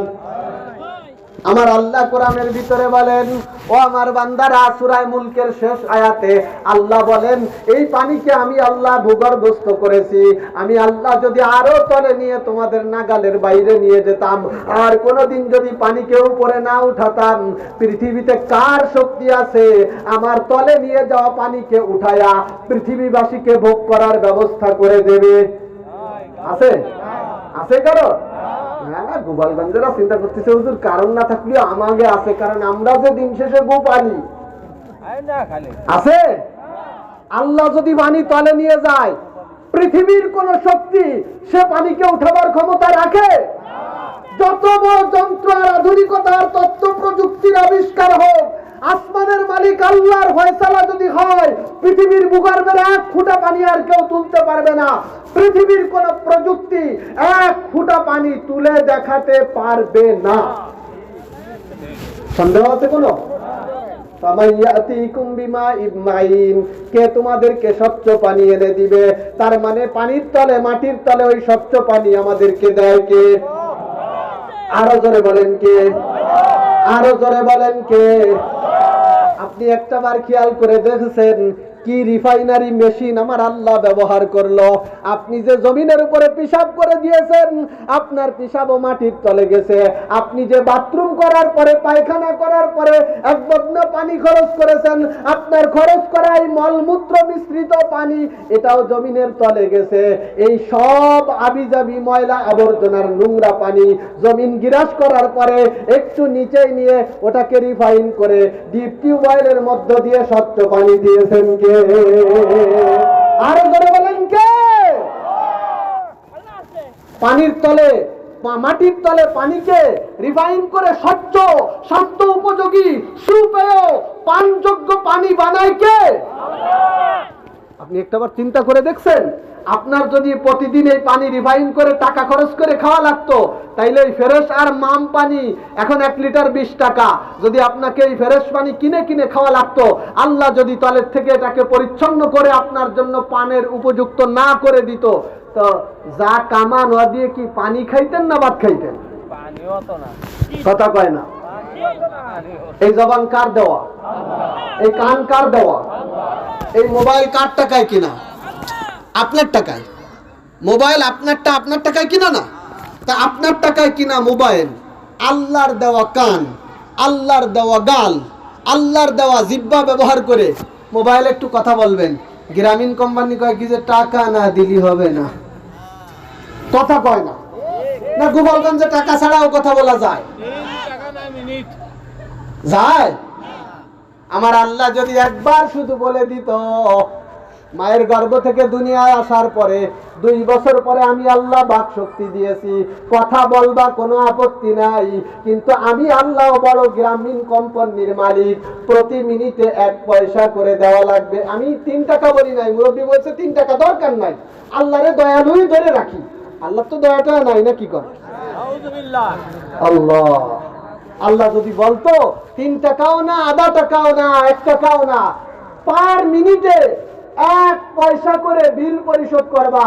হে যুবক, তোমার বয়স 20 বছর, 2 বছরে কথা বলা শিখছো, 18 বছরে কত সেকেন্ড হয়, এই বিল যদি তোমার কাছে আল্লাহ চাইতো, আরে তুমি তো ভবঘুরে বাপের হোটেলে খাও, বলো আল্লাহর কথা বলার বিল কি দিয়ে পরিশোধ করতাম? পারা যাইতো বাজান? আল্লাহু আকবার। 2018-19 সালে যখন করোনার মহামারী চলমান, অক্সিজেনের কত দাম তখন বোঝা গেছে। আরে কথা কন না কা, আপনাদের কি মেলা খারাপ লাগতেছে দেব শেষ করে? আমার কিন্তু কষ্ট হচ্ছে, মাইক মেলা একটা জুতির না, কথা বলতে খুব কষ্ট হচ্ছে, কিন্তু আপনারা যদি বিরক্ত হন তা শেষ করে দেই, চলবে কিছুক্ষণ? আল্লাহ, করোনার সময় আপনারা তো উপশহর, শহরের পাশে কতটুকু দেখছেন আমি জানি না, আমি খুলনা শহরে থাকি, অক্সিজেনের জন্য হাহাকার আমি আমার নিজ চোখে দেখেছি।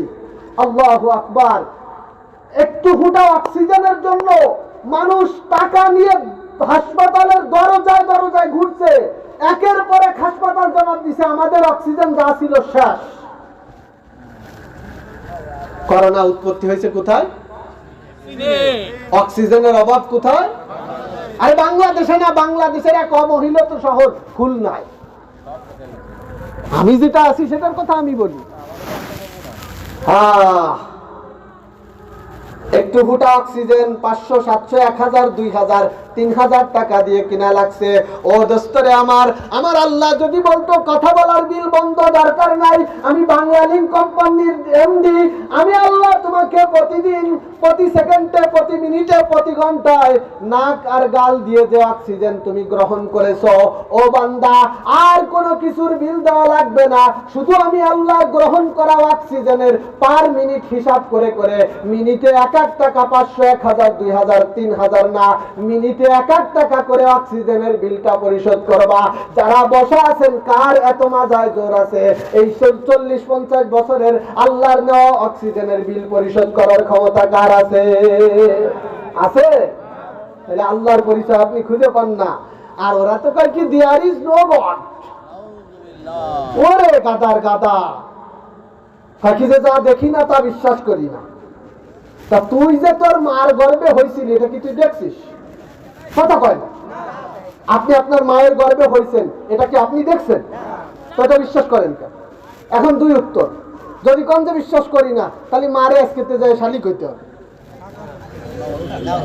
কি বলা যাবে? হ্যালো, যদি কোন যে না তা বলতে পারবো না, মাকে মাই বলবো, তাহলে তুই যে দেখছিস তার প্রমাণ দেখা। তুই যেদিন হয়েছিলি ওই দিন মানে কি বলে আপনার ওই যে আইফোন দিয়ে ভিডিও করে রাখছিলি, তুই নিজে ওই ভিডিও এখন আমাদের দেখা যে তুই তোর মার গর্ভে হয়েছিলি। বলেন, সব জিনিস কি দেখা যায়? কথা কোন দেখা যায়? আপনার মাথার ভিতরে একটা গিলু আছে না, দেখছেন কোনদিন? আছে কি না গিলু? দেখছেন কোনদিন? বিশ্বাস করেন কি করেন না? যদি কোন যে না করি না, তাহলে এখন আতুর দিয়ে বাড়ে ব্যাংকে আমি ওই গিলু বের করে নিয়ে যাবো।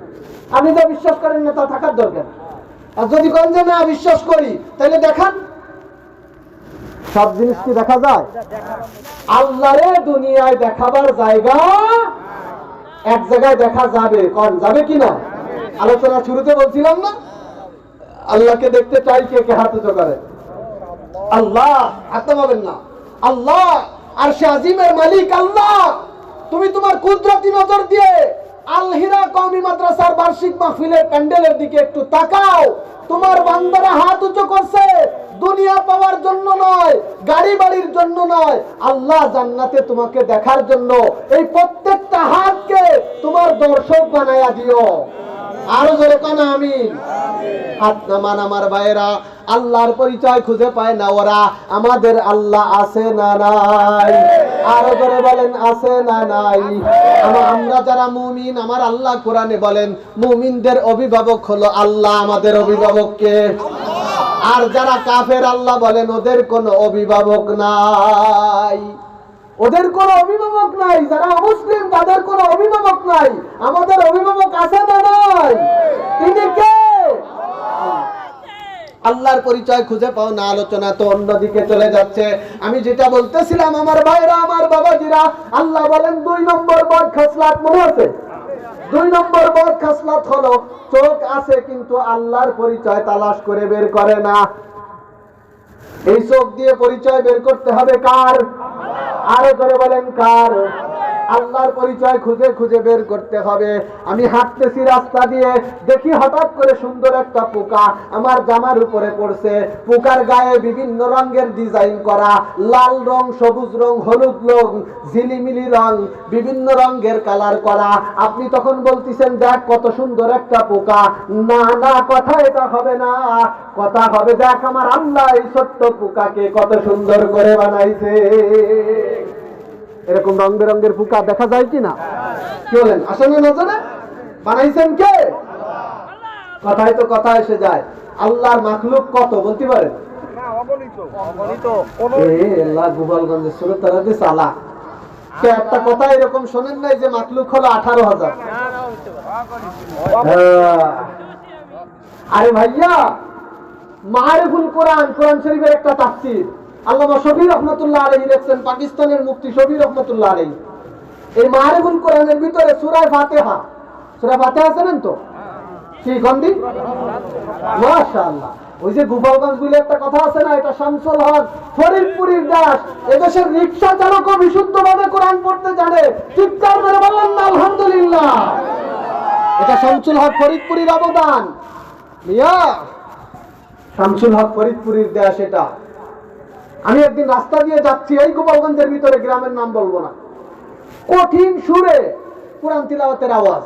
তা আমি ভাবলাম মোবাইলে কেউ ক্যাসেট বাজাচ্ছে, ওই মেমোরি বাজাচ্ছে, সেই আওয়াজ আমার কানে আসতেছে। কিন্তু আশপাশে তাকাই দেখি কোনো লোকজন নাই, মোবাইলও নাই। ব্যাপার কি? আমি পিছনের দিক তাকাই নাই, পরে দেখি আস্তে আস্তে বলার আওয়াজ আমার কাছে আসে। তা আমি একটু পিছনে ফিরলাম, ফিরে দেখি গান চালক মধুর সুরে কোরআনের তিলাওয়াত করছে। আমি আর আবেগ ধরে রাখতে পারলাম না। আমি বললাম ভাই, আপনি যে এত সুন্দর করে কোরআন পড়তেছেন, আপনি তো একজন গান চালক, তো এত সুন্দর পড়া আপনি কোথা থেকে শিখছেন? কয় যে হুজুর, দুর্ভাগ্য, মা বাপ গহরডাঙ্গা মাদ্রাসায় দিছিল, 3 বছর কিরাতখানায় পড়ছি, তারপরে আর শেষ পর্যন্ত জাতি পারিনি। এই যে যা পড়তে শুনলেন ওটা ওই 3 বছরের অবদান। চিৎকার করে বলেন না সুবহানাল্লাহ। এদেশের ভ্যান চালকও বিশুদ্ধ কোরআনের তিলাওয়াত জানে কি জানে না? সন্তানকে আল হিরা কওমি মাদ্রাসায়, গহরডাঙ্গা মাদ্রাসায় দেবেন, লস হবে না বাজান। সেদিকে তো যেতে পারবো না। আমি আমার আলোচনার মূল জায়গায় ফিরে আসি। 2 নম্বর বদখাসলাত কি বাজান? চোখ আছে, দেখে না আল্লাহর, চোখ আছে, আল্লাহর পরিচয় তালাশ করে বের করে না। ওয়ালাহুম আযানুল লা ইয়াসমাউনা বিহা।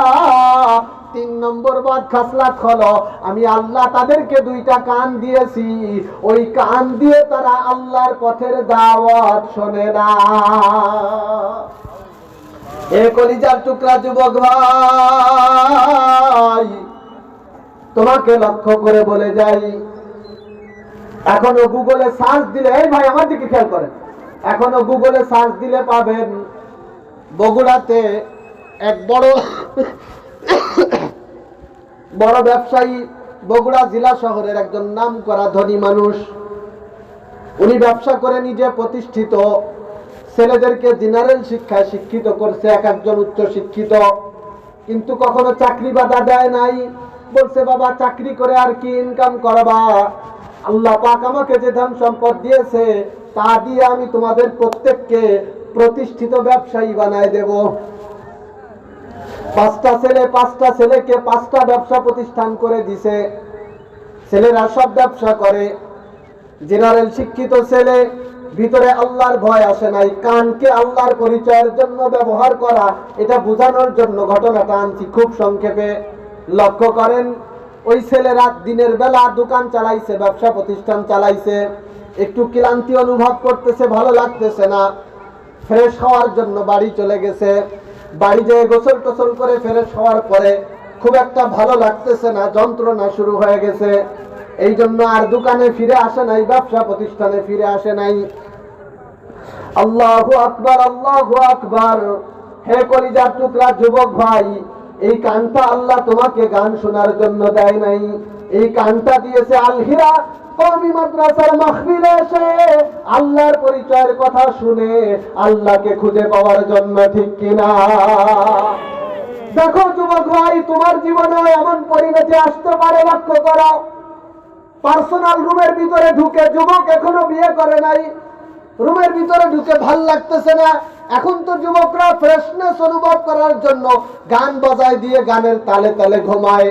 ওই যুবক ওই দিন একই কাজ করেছে, অন্য কিছু করে নাই।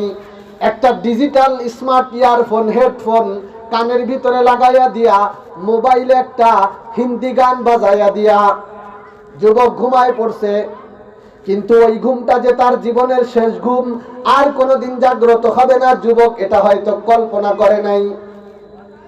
রাত গভীর হয়ে গেছে, ভিতর থেকে দরজা লাগানো, খাইতে ডাকে আসে না, মোবাইলে কল দেয় রিসিভ করে না।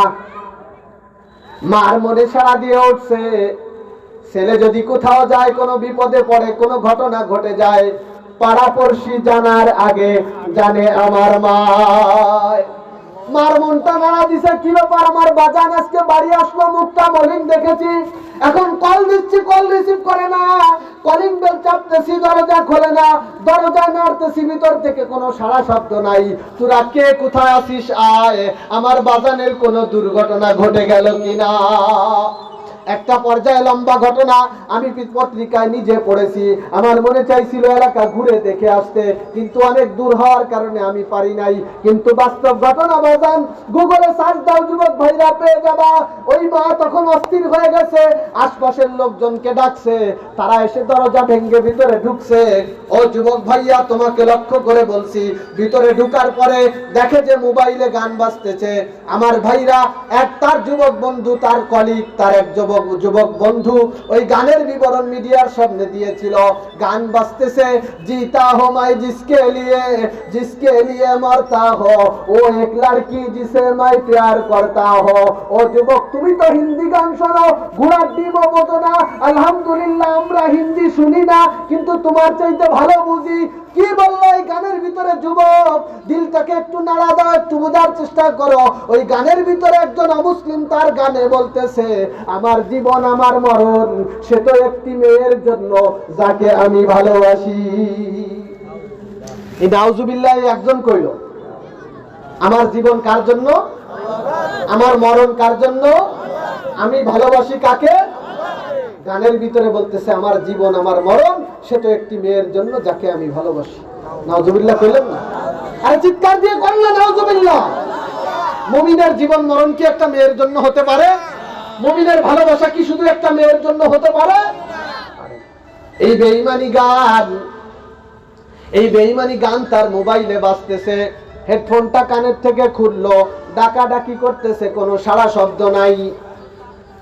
একটা পর্যায়ে নাকে মুখে হাত দিয়ে দেখে নিঃশ্বাসের আদান প্রদানও নাই। ওই যুবক বন্ধু চিৎকার দিয়ে উঠছে, চাচি আম্মা, আমার বন্ধু মনে হয় আর দুনিয়াতে বেঁচে নাই। ও যুবক ভাই, তোমাকে লক্ষ্য করে বলছি, जीता हो मैं जिसके लिए मरता हो, वो एक लड़की जिसे मैं प्यार करता हो।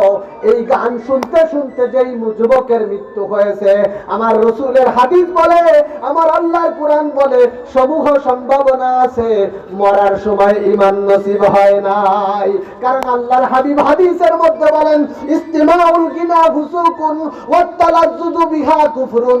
গান শোনা পাপের কাজ, আর গান শুনে মজা অনুভব করা এটা বেঈমানের কাজ। যুবক ভাই, কত রাত তো তুমি আরামের বিছানায় ঘুমাও, আর তোমার কানের ভিতরে ইয়ারফোন লাগিয়ে, হেডফোন লাগিয়ে তুমি গান শুনতে শুনতে ঘুমাও। ও যুবক, একটা বার চিন্তা করে দেখো, তোমার ঘুমটাও বগুড়ার যুবকের মতো জীবনের শেষ ঘুম হতে পারে কি পারে না? আরো জোরে বলেন, পারে কি পারে না? এজন্য যুবক, এই কান আল্লাহ তাআলা গান শোনার জন্য দেয় নাই, এই কান আল্লাহ দিছে ওয়ালাহুম আযানুল্লাহ ইয়াসমাউনা বিহা। মদ খাসলাতের 3 নম্বর খাসলাত হলো, আমি আল্লাহ তাকে কান দিয়েছি, কিন্তু সেই কান দিয়ে সে আল্লাহর কথা শোনে না। আমি বলতেছিলাম, কোরআনের সংস্পর্শে আসলে মানুষ হওয়া যায়। কোরআনের সংস্পর্শ ছাড়া একজন মানুষ জন্মগত মানুষ হলেও প্রকৃত মানুষ হতে পারে না। কথা বুঝে আসছে? আল্লাহু আকবার। আমি আমার কথা নিজের থেকে বানাই বলি নাই। দেখেন এবার আল্লাহ কি বলে। তাহলে 1 নম্বরে অন্তর আছে, কিন্তু আল্লাহকে নিয়ে গবেষণা কথা কয় না। আশপাশের থেকে যদি এত আওয়াজ আসে, তাহলে ওয়াজ করবো কিভাবে? হ্যাঁ ভাই, আপনারা পাশের থেকে যারা কথা বলতেছেন, কথা বলা বন্ধ করেন। এখানে এসে বসেন, নাইলে কথা বলা বন্ধ করেন। তাহলে 1 নম্বরে অন্তর আছে, কিন্তু অন্তর দিয়ে আল্লাহকে নিয়ে গবেষণা। 2 নম্বরে চক্ষু আছে, কিন্তু চোখ দিয়ে আল্লাহর পরিচয় তালাশ। 3 নম্বরে কান আছে, কিন্তু কান দিয়ে আল্লাহর কথা শোনে না। এবার আল্লাহ কি বলে দেখেন, ওয়ালাহুম আযানুল লা ইয়াসমাউনা বিহা। এই 3 কাজ যারা করে, এই 3 জিনিসকে তারা আল্লাহর পরিচয় ব্যবহার করে না। উলাইকা কাল আনআম। আমার আল্লাহ ডাক দিয়ে বলেন, ও জন্মগত মানুষ হলেও আমি আল্লাহর কাছেও গরু ছাগলের মতো। আমি আয়াত নম্বর সহ বলে দিছি, বাড়িতে যদি বাংলা কোরআন শরীফ থাকে মিলাই নিবেন। 1 অক্ষরও যদি অমিল পান, এই জিহ্বা কেটে দিবেন, কোনো আপত্তি নাই। চ্যালেঞ্জ করে গেলাম। সূরা আরাফ 179 নম্বর আয়াত।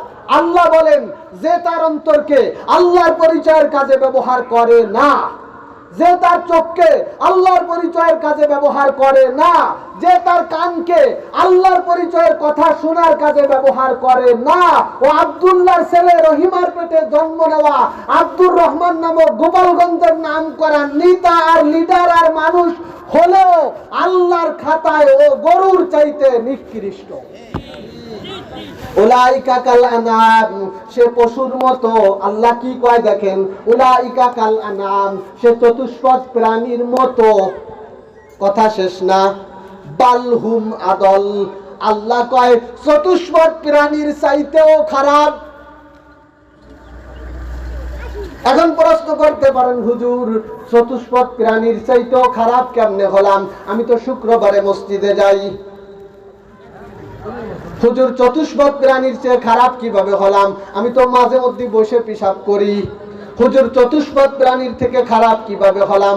আমি তো মাঝে মধ্যে খাইতে গেলে দোয়া পড়ি। হুজুর চতুষ্পদ প্রাণীর চেয়ে নিকৃষ্ট কিভাবে হলাম? আমি তো মাঝে মধ্যে উত্তর দিকে মাথা দিয়ে সুন্নাত তরিকায় ঘুমাই। আমার ভাইরা, আমার দোস্তরা, কেন আপনি চতুষ্পদ প্রাণীর থেকেও খারাপ? তার 14টা কারণ তাফসীরের ভিতর আসছে। আমি লম্বা করে সেগুলো বলতে পারবো না, একটা কারণ বলে যাই। আপনারা বলেন তো, গরুর নাক, কান, চোখ, হাত, পা সব আছে, ওর কি বিবেক আছে? কথা কয় না। আমি এই অস্করে মেলা একটা শান্তি পেলাম না। লোক তো আলহামদুলিল্লাহ অনেক হয়েছে। আমি প্রথম যখন আসছি, এই এলাকা তো একটু জনবসতি শূন্য এলাকায়, দিক দিয়ে বাড়িঘর নাই, ওদিকে অল্প কিছু আছে আর ওদিকে কিছু আছে। আমি চিন্তা করছি, ছোটটা তো আমি নিজে, আওয়াজও আমার নিজেরই করতে হবে আর নিজেরই শুনতে হবে। তা আইসে যে কজন দেখছি, মনে হয় এবার খারাপ হয় না, আলহামদুলিল্লাহ। আর এখন বাড়তে বাড়তে তো ভালোই হয়েছে। কিন্তু এর চেয়ে কম লোক ওই ফিরোজপুর, মোড়লগঞ্জ, রামপাল, শরণখোলা, বাগেরহাটের ওদিকে গেলে তাদের আওয়াজ আর সারা শব্দে প্যান্ডেল গরম হয়ে যায়। আমি ভাবছি গোপালগঞ্জের লোকেরা তো আরো গরম, এদের ঠেলায় আওয়াজই করতে পারবো না। এখন এসে দিয়ে গুতোই নিয়েও কথা কয় না। একটু কথা কন, গরুর কি বিবেক আছে? এবার মাশাআল্লাহ, একটু সারা শব্দ দিয়ে। আমার বাজান, গরুর বিবেক নাই, এজন্য গরুর হিসাব নাই। আর গরুর হিসাব নাই বিদায় কিয়ামতের ময়দানে গরুও উঠবে, কিন্তু জান্নাত জাহান্নাম নাই। দুনিয়াতে ছোটবেলায় আমরা দেখেছি, এখন এই গজব উঠে গেছে আলহামদুলিল্লাহ, ষাঁড়ের লড়াই। যুবকরা কথা কয়েন না, মুরব্বীরা কন, ছিল কিনা? তারপরে ওর সাথে আবার লাঠির লড়াইও হতো না, গুতো দিয়ে ব্যাট ফড়ি হলাই দিছে। এইবার 2 গ্রুপ, এই আইডিয়ালারা ওই আইডিয়ালারা দে বাড়ি, আর ওরা পাল্টা জবাবে দে ধা। 2 গ্রুপের ধা দাই, বাড়ি বাড়ি, ভিটা ভিটি আর ভাঙ্গা ভাঙ্গি। এত গোপালগঞ্জে ছিল না কোনো দিন। শোনেন, আমি দিল্লিতে আসি নাই, এই যে পাশেই আমার বাড়ি। এই দক্ষিণবঙ্গ যে কি হিংস্রতার দেশ, ও আমার ভালো করে জানা আছে। এরা কথায় কথায় লাঠি আর এই মানে ভেলা, সরকি আর রামদা, এগুলো এদের নিত্যদিনের সঙ্গী ছিল। অবশ্য এখন আস্তে আস্তে কমতিছে, কোন আলহামদুলিল্লাহ। বাজার এই মারামারি কাটাকাটি করা যাবে? এটা কি ভালো কাজ? কথা কোন ভালো কাজ? একটা হাদিস বলবো, আল কাতিল ওয়াল মাকতুল কিলাহুমা ফিন্নার, বুখারী শরীফের হাদিস। নবী আমার বলতেছেন, 2 মুসলমান যদি মারামারি করে, কথা যখন আসছে একটু বলে তো যাওয়া লাগবে। 2 মুসলমান যদি মারামারি করে, মারামারি করতে করতে একজন নিহত হয়েছে আর একজন খুন করছে, নবী আমার বলেন, আল কাতিলু ওয়াল মাকতুল কিলাহুমা ফিন্নার, যে খুন হয়েছে সেও জাহান্নামী, যে খুন করছে সেও জাহান্নামী।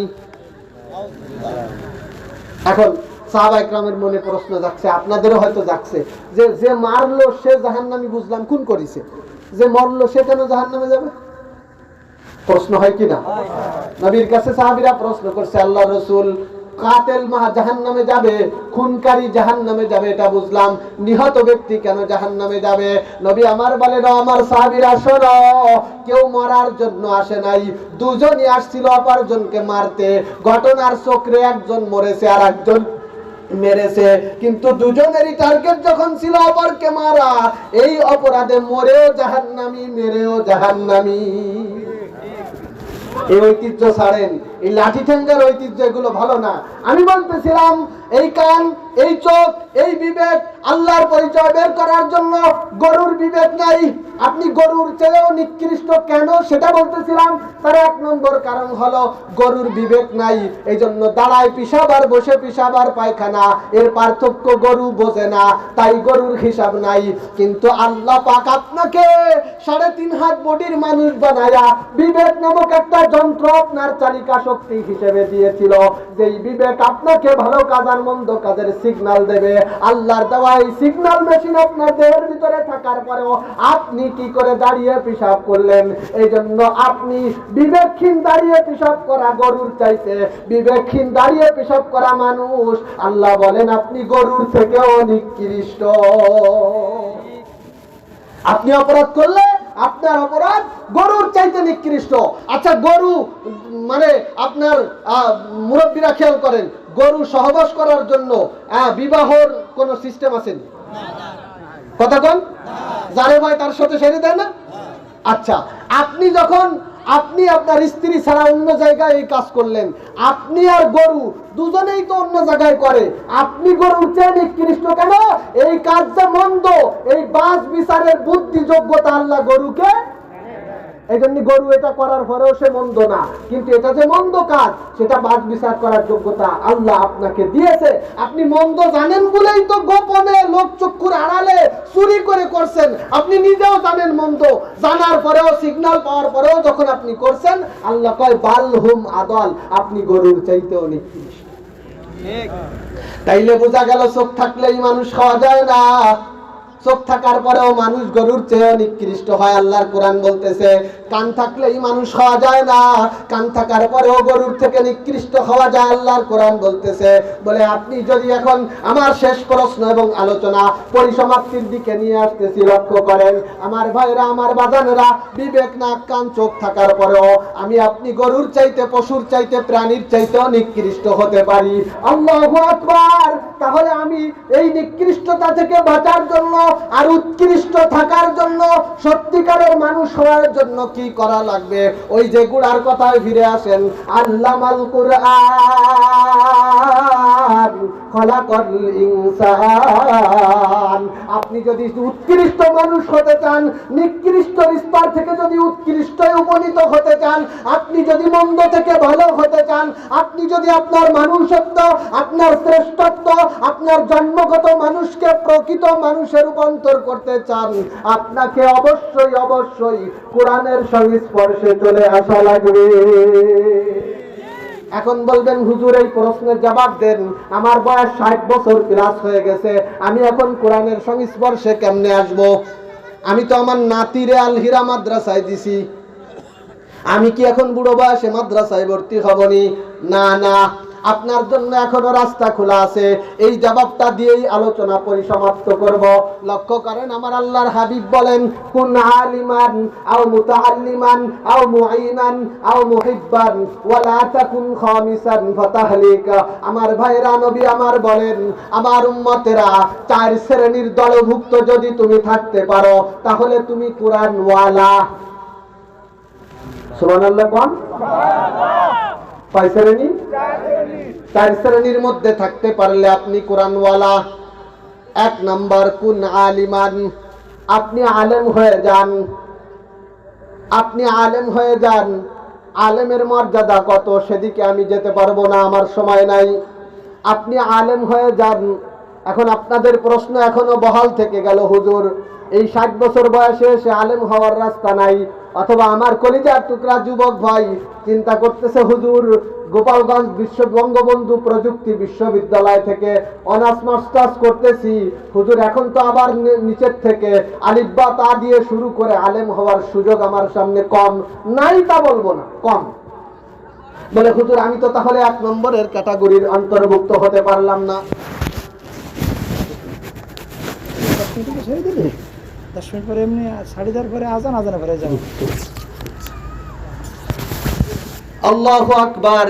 বলে হুজুর আমি বঙ্গবন্ধু কলেজের ছাত্র, এখন তো মাদ্রাসায় ভর্তি হয়ে আলেম হওয়ার সুযোগ আমার সামনে নাই, আপনাকে লক্ষ্য করে বলছি। জি লক্ষ্য করেন, 1 নম্বরে আপনি হতে পারলেন না, অপশন কি শেষ না আরো 3টা আছে?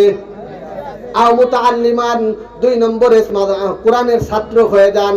এই যে আমরা এখানে বসছি, এখন আমরা সবাই কার ছাত্র? কথা কয় না, কার ছাত্র? 2 নম্বরে কোরআনের ছাত্র হয়ে যান। হুজুর এখান থেকে চলে যাওয়ার পরে কি ছাত্রত্ব থাকবে না? থাকবে না, স্বাভাবিক। ভার্সিটি থেকে চলে আসলে কি ছাত্রত্ব থাকে? বলে তাইলে হুজুর ছাত্র তো অস্থায়ীভাবে হলাম, স্থায়ীভাবে তো হতে পারলাম না। 3 নম্বর অপশন আপনার জন্য, আও মুঈনান, সাহায্যকারী হয়ে যান। আল হিরা মাদ্রাসায় ওই খুলনার 13 থেকে এসে মুফতি সাজ্জাদ বাহুর বলে মাদ্রাসা করে যেতে পারবে না। এই এলাকার লোকদের সহযোগিতা, সাহায্য, সহানুভূতি, সমর্থন লাগবে কি লাগবে না? এবার আর কথা কয় না। বলে হুজুর সমর্থন তো দেবই না, চেষ্টা আসি কোন কায়দায় খেদানো যায়। এরকম কি এক ধরনের লোক সমাজে আছে না নাই? কথা কোন আছে না নাই? 3 নম্বর সাহায্যকারী হয়ে যান। 4 নম্বর অপশন হলো কোরআনের মোহাব্বতকারী হয়ে যান। বন্ধুরে আমার এখন আপনার জন্য আলেম হওয়ার রাস্তা হয়তো বা বন্ধ, বন্ধুরে আমার এখন আপনার জন্য ছাত্র হওয়ার রাস্তা হয়তো বা বন্ধ, কিন্তু সাহায্যকারী হওয়ার রাস্তা বন্ধ না। সাহায্যকারী মানে শুধু টাকা দেওয়া না, মোহাব্বতকারী হওয়ার রাস্তা এখনো বন্ধ না। আপনি মোহাব্বতকারী হইলেও কোরআনওয়ালা, আপনি সাহায্যকারী হইলেও কোরআনওয়ালা। আপনি এই কোরআনের সাথে এই 2 পর্যায়ের সম্পর্ক যদি রাখেন, আপনি প্রকৃত মানুষ হয়ে যাবেন। একটা ছোট্ট ঘটনা বলে আলোচনার পরিসমাপ্তি টানবো। ঘটনা অনেক লম্বা, বলবো ছোট্ট করে। মোহাব্বতের কত দাম দেখেন। আসাদ মাদানী রহমাতুল্লাহ আলাইহির কাছে শুনছি, ভারত এত বড় একটা দেশ, এখনো এই উন্নতির যুগে এসেও ভারতে এখনো এমন অনেক এলাকা আছে, সকালবেলা এলাকার লোকেরা খোলা জায়গায় একে অন্যের দিকে তাকায়ে উলঙ্গ হয়ে খোলা মাঠে জামাতের সাথে পায়খানা করে। আপনি তো নাউজুবিল্লাহ করছেন, ভারতে এখনো আছে, এখনো আছে। তাহলে 100 বছর আগের দেশের অবস্থা কি ছিল বোঝেন? কথা বোঝেন নাই? এক এলাকায় এক মুরব্বী মারা গেছে। খুব সংক্ষেপে বলতেছি, আমার সময় আর মাত্র 10 মিনিট। এক মুরব্বী মারা গেছে। মারা যাওয়ার পরে এই লোকটাকে কিভাবে দাফন করবে, কিভাবে কবরে রাখবে, কিভাবে জানাজা পড়াবে এলাকার কেউ জানে না। মোটামুটি যা বুঝছে কাপড় চুপুর দিয়ে পেঁচায়, গোসল টোসল যেভাবে যা পারছে দিছে, কাপড়ে পেঁচাইছে। পেঁচানোর পরে এখন জানাজা কিভাবে পড়বে, এটা কি আর মোটামুটি দিয়ে চলবে না পুরো জানা লাগবে? কথা কয় না। অনেকে তো জানাজার নামাজ ছুটি যায়, ঈদের নামাজ ছড়িয়ে আসে, আছে না নাই? কথা কন না। ঈদের নামাজে তাকবীরের সাথে সাথে হাত উঁচু না, কারণ জানাজা উঠতে দাঁড়ায় দেখি আমার পাশের তো সমানে চাচা হাত উঁচু হয়েই যাচ্ছে। কারণ আমি লাশ সামনে কানবো না ওর ঈদের নামাজ পড়া দিয়ে আসবো, এটাই বুঝতে পারলাম। আছে না নাই? এখন এই জানাজা কিভাবে পড়াবে সেটাও জানে না, আর দাফন কিভাবে করবে সেটাও জানে না। তো এলাকার লোকজন আলোচনা করতেছে, আমরা তো জানি না, চলো কবরস্থান তো রাস্তার পাশে, লাশ নিয়ে কবরস্থানের পাশে যাই, রাস্তা দিয়ে লোকজনের আসা যাওয়া হবে, দেখি কোনো জান্নেওয়ালাকে পাই কিনা। আল্লাহর কি কারিশমা, ওখানে দাঁড়াইছে দাড়ি টুপিওয়ালা এক লোক, প্যান্ট শার্ট পরা, মাথায় টুপি আছে, মুখে দাঁড়িয়ে আছে, দেখে মনে হচ্ছে কিছু জানে। লোকটা হেঁটে যাচ্ছে, তারে ধরছে। একেবারে সংক্ষেপে বলতেছি, ধরে বলতেছে, ভাই আমরা তো জানাজা পড়তে জানি না, আপনি কি জানেন? বলে হ্যাঁ জানি। তাইলে আমাদের একটু উপকার করেন, জানাজাটা পড়ায় দেন। জানাজা পড়াইছে। বলে এবার আপনি একটু দাফনটা করে দিয়ে যান, আমরা ওটাও জানি না। উনি বললো আমি চাকরি করে অফিসের টাইম দেরি হয়ে যাচ্ছে, বলে অল্প একটু উপকারটা করে যান। যাক, অনেক অনুরোধ করার পরে, খুব সংক্ষেপ খেয়াল করেন, অনেক অনুরোধ করার পরে দাফনটাও করে দিছে। কিন্তু সে ব্রিটিশ একটা কোম্পানিতে চাকরি করত, চাকরির কার্ড ছিল শার্টের বুক পকেটে। ঘটনাক্রমে লাশ যখন মাটিতে মানে কবরে রেখে মাথার মুষ্টি যখন খুলছে, বুক পকেটের চাকরির কার্ড কবরের ভিতরে পড়ে গেছে। অফিসে চলে গেছে, কার্ড দেখায় ঢুকতে হবে, পকেটে হাত দিয়ে দেখে কার্ড নাই। হঠাৎ তো পেরেশান, ওই পথ ধরে ফিরে আসছে, সারা পথ দেখতে দেখতে আসছে, কোথাও কাঠ পাই নাই। কিছুক্ষণ পরে এই এলাকায় যখন আসছে, লোকেরা বলল, একটু আগে আপনি তাড়াহুড়া করলেন, আপনার সময় নাই, দাফন করবেন না, জানাজা পড়ায় চলে যাবেন, আরে এখনো আপনি এই এলাকায় কেন? বলে, ভাই আমার তো বড় বিপদ হয়ে গেছে, আমার কাঠটা পড়ে গেছে, আমি সারা রাস্তা খুঁজেছি, কোথাও পাই নাই। আমার মন বলতেছে, আমি যখন মাথার মুষ্টি খুলতেছিলাম, সিস্টেম আছে না নাই? মাথার মুষ্টি খোলা লাগে কিনা? মরা লাগবে না বাজার? কথা কর না, মরা লাগবে না? এ মাথার মুষ্টি আপনার খুলবে না একদিন? খুলবে। তো আমার মন বলতেছে, মাথার মুষ্টি খোলার সময় এই কাঠটা মনে হয় কবরের ভিতরেই পড়ে গেছে। সদ্য দেওয়া কবর, এখনো তো মরে পচে ফাটে, ফলে ফাটে নাই। আপনারা যদি পারমিশন দেন, আমি এক পাশ দিয়ে 2টা বাঁশের চাল উঠায়া আমি একটু নেমে দেখবো আমার কাঠটা আছে কিনা, না পাইলে আমার বড় ক্ষতি হয়ে যাবে। এলাকার লোকেরা বলল, দেখেন নিয়ম কানুন আমরা তো আর ভালো জানি না, আপনিই ভালো জানেন, যদি আপনার উপকার হয় আমাদের কোনো আপত্তি না, আপনি খুলে দেখতে পারেন। যেই কথা সেই কাম। আমার বন্ধুরা, মাথার মুষ্টি খুলল, মাথা এই মানে বাঁশের মাটি সরাইছে, এক কোণা দিয়ে 2-1টা বাঁশের ছাউনি যতটুকু উঠাইলে ভিতরে ঢোকা যায় এতটুকু উঠাইছে, ভিতরে ঢুকছে। ঢোকা মাত্র আল্লাহর ফজলে ওই যে কাঠ হারাই গেছিল কবরের ভিতরে, সেটা পাইছে, কিন্তু সেটা নিয়ে সে এখন পুলকিত না। ভিতরের দৃশ্য দেখে সে হতবাক হয়ে গেছে। একটু আগে দাফন করে যাওয়া লাশ, কবরে লাশ দাফন করে কি গোলাপ ফুল দিয়ে, রজনীগন্ধা অথবা অন্য কোনো ফুল দিয়ে, কিন্তু দেখে একটু আগে রেখে যাওয়া লাশটা চতুর্দিক থেকে বিভিন্ন ঘ্রাণের রঙের ফুল দিয়ে গোটা লাশটাকে সাজায় রাখা হয়েছে। ও তো আশ্চর্য ব্যাপার, কি এই ফুল আসলো কোত্থেকে? এই ঘিরান যুক্ত এত সুন্দর সুন্দর ফুল এই কবরে কে দিয়ে গেল? নিশ্চয়ই কবরে দুনিয়ার কোনো মানুষ দিয়ে যায় নাই। কথা কন না কেন? আল্লাহু আকবার।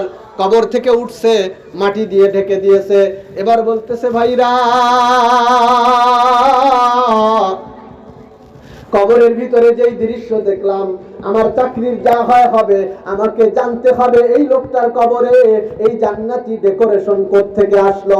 তোমরা বলতে পারবা এর কারণ কি, কি জন্য এমনটা হয়েছে? ওরা বলে, আমরা জানি না। বলে, তাহলে জানে কে? বলে, ওই লোকের দুনিয়াতে শুধু একটা মাত্র মেয়ে আছে, আর কেউ নাই। ওই মেয়ের কাছে গেলে হয়তো কারণ জানা যেতেও পারে। বলে, আমাকে নিয়ে চলো। লম্বা ঘটনা সত্য করে বলতেছি। মেয়ের কাছে গেছে, যে ওই লোকটা পর্দার আড়াল থেকে বলতেছে, ও মা, তোমার আব্বার কবরে আমি এই দৃশ্য দেখে এসেছি। মা, তুমি কি বলতে পারো কেন তোমার আব্বার কবরে এই জান্নাতি ডেকোরেশন? মেয়েটা বলতেছে, চাচা জান, আমিও বলতে পারি না কেন আমার আব্বার কবরে এই জান্নাতি ডেকোরেশন। তবে হ্যাঁ চাচা জান, একটা বিষয় আমি আপনাকে হেল্প করতে পারি। এই যে ঘরের ভাঙ্গা ঘরের ভিতরে একটা তক্তা রাখা আছে, দড়ি দিয়ে ঝুলানো। ওই তক্তার উপরে কি যেন একটা রাখা, কাপড় দিয়ে মোড়ানো একটা বই। আমার আব্বা প্রত্যেকদিন ফজরের নামাজের পরে কাপড়ের প্যাচটা খুলে ওই বইটা মেলায়, এরপরে চোখের জশ্রুতে বুক ভাসায় আর বলে, হাযা কালামু রাব্বি, হাযা কালামু রাব্বি, হাযা কালামু রাব্বি। এটা আমার আল্লাহর কালাম, এটা আমার আল্লাহর কালাম। এরকম কি যেন আমার আব্বা বলে আর কাঁদে। কিছুক্ষণ পরে আবার কাপড়ে বেচায় চলে যায়। সারাদিন বিলে মাঠে ঘাটে কাজ করে, সন্ধ্যায় ফিরে এসে আবার মাগরিবের নামাজের পরে আমার আব্বা ওই বইটা খুলে শুধু চোখের জলে বুক ভাসায় আর কাপড়ে পেঁচায় রাখার সময় চুমা খায় আর বলে, আমি কেন আমার মাওলার কালাম পড়তে পারি না? লোকটা তখন বলতেছে, ও মা, তুমি ওই বইটা আমার কাছে দাও। উনি বইটা নিয়ে খুলে দেখে, ওই বইটা আর কেউ না, ওই বইটা হলো আমার আল্লাহর কালাম, কুরআন। লোকটা তখন চিৎকার দিয়ে বলতেছে, হ্যাঁ উপস্থিত জনতা, আমার আর বুঝতে বাকি নাই, এই লোকের কবরের ভিতরে এই জান্নাতি ডেকোরেশন আর কোনো কারণে আসে নাই। এই লোকটার কবরের এই জান্নাতি ডেকোরেশন একমাত্র আল্লাহর কালামের প্রতি অগাধ মোহাব্বত আর ভালোবাসার কারণে। ভালোবাসার দাম আছে না নাই? হ্যাঁ যুবক, যুবতীর সাথে প্রেম করে ভালোবাসা নিবেদন করার দরকার নাই। কোরআনের সাথে প্রেম নিবেদন করে কোরআনকে ভালোবাসা নিবেদন করো, দুনিয়াতেও শান্তি পাবা, দুনিয়াতেও প্রকৃত মানুষ হতে পারবা, মরার পরের জীবনেও শান্তি পাবা। এই কোরআন সুপারিশ করে তোমাকে আল্লাহর জান্নাত পর্যন্ত পৌঁছে দিয়েই খেলতে হবে। কোরআনের সাথে সম্পর্ক রাখার দরকার আছে না নেই? আমার বাজানরা, এই জন্য আপনাদের কাছে আবদার করে যাই, আজকের আলোচনা এই পর্যন্তই ক্ষান্ত দিতে হচ্ছে। ঈশার নামাজের সময় হয়ে গেছে। হয়তো লম্বা সময় আমি আপনাদের বিরক্ত করেছি। ভালো না লাগলে আমার, ভালো লাগলে আল্লাহর জন্য। আল্লাহ আমাদের এই ভালো লাগা দ্বীনের জন্য কবুল করুক। শেষ কথা, আমরা কি প্রকৃত মানুষ হতে চাই? চাই না? কে কে হাত উঁচু করেন। এই তো শেষ পরীক্ষায় ফেল। আমি কইছি চাই না, কে কে হাত উঁচু করেন। হাত উঁচু করলেন কা? যাক, ওটা হয়ে গেছে বেখিয়ালিতে। চাই কে কে দু হাত উঁচু করে আল্লাহকে দেখায়। হাত নামাবেন না। আমি কয়েকটা কথা বলবো, খেয়াল করেন। আমরা সবাই প্রকৃত মানুষ হতে চাই কি না? কোরআন ছাড়া কি প্রকৃত মানুষ হওয়া যাবে? তাইলে কোরআনের সাথে সম্পর্ক রাখবো তো? কোরআনের সাথে সম্পর্কের পথ কয়টা? 4টা। 4 পদ্ধতিতে নিজে বাচ্চাকে দিয়ে, নাতিপুতাকে দিয়ে, হয় নাতিকে আলেম বানাবো, নয় ছেলেকে আলেম বানাবো, নয় মেয়েকে আলেমা বানাবো। এভাবে কোরআনের সাথে সম্পর্ক রাখবো। কোরআনের মাহফিলে যাব, আলেমদের সাথে সম্পর্ক রেখে নিজে কোরআনের ছাত্র হব। কোরআনের প্রতিষ্ঠানের সাহায্যকারী হয়ে কোরআনের সাথে সম্পর্ক রাখবো। কোরআনের মহব্বতকারী হয়ে কবরে যাব। রাজি? রাজি? আল্লাহর কাছে এবার দোয়া, আল্লাহ এই হাতগুলো দুনিয়া পাওয়ার জন্য তুলে নাই, এই হাতগুলো কোরআনের সাথে সম্পর্ক রাখার জন্য তুলেছে। আল্লাহ তুমি প্রত্যেকটা হাতকে কোরআনের মহব্বতকারী বানায় দাও। আল্লাহ এই কোরআনকে সুপারিশকারী বানায় দাও। আল্লাহ এই কোরআনের সংস্পর্শে এসে প্রকৃত মানুষ হওয়ার তৌফিক দান করে দাও। হাত নামান, আমার জন্য দোয়া করবেন, আমিও আপনাদের জন্য দোয়া করি। আল্লাহ পাক কবুল করুক। এখন ঈশার আজান হবে, আজানের অল্প পরেই নামাজ হবে। নামাজের পরে আমার চেয়ে অনেক ভালো বক্তা ওয়াজ করবে। আখেরি মুনাজাত দিয়ে তারপরে বাড়ি যাবো। রাজি আছি ইনশাআল্লাহ। এই মাহফিল কি প্রতিদিন হবে বাজার? এই যুবক ভাই, প্রতিদিন হবে মাহফিল? তো আজকের মাহফিল আখেরি মুনাজাতের আগে বাড়ি যাবো না তো? আল্লাহ কবুল করুক। ওয়া আখিরু দাওয়ানা আনিল হামদুলিল্লাহি রাব্বিল আলামিন। আসসালামু আলাইকুম।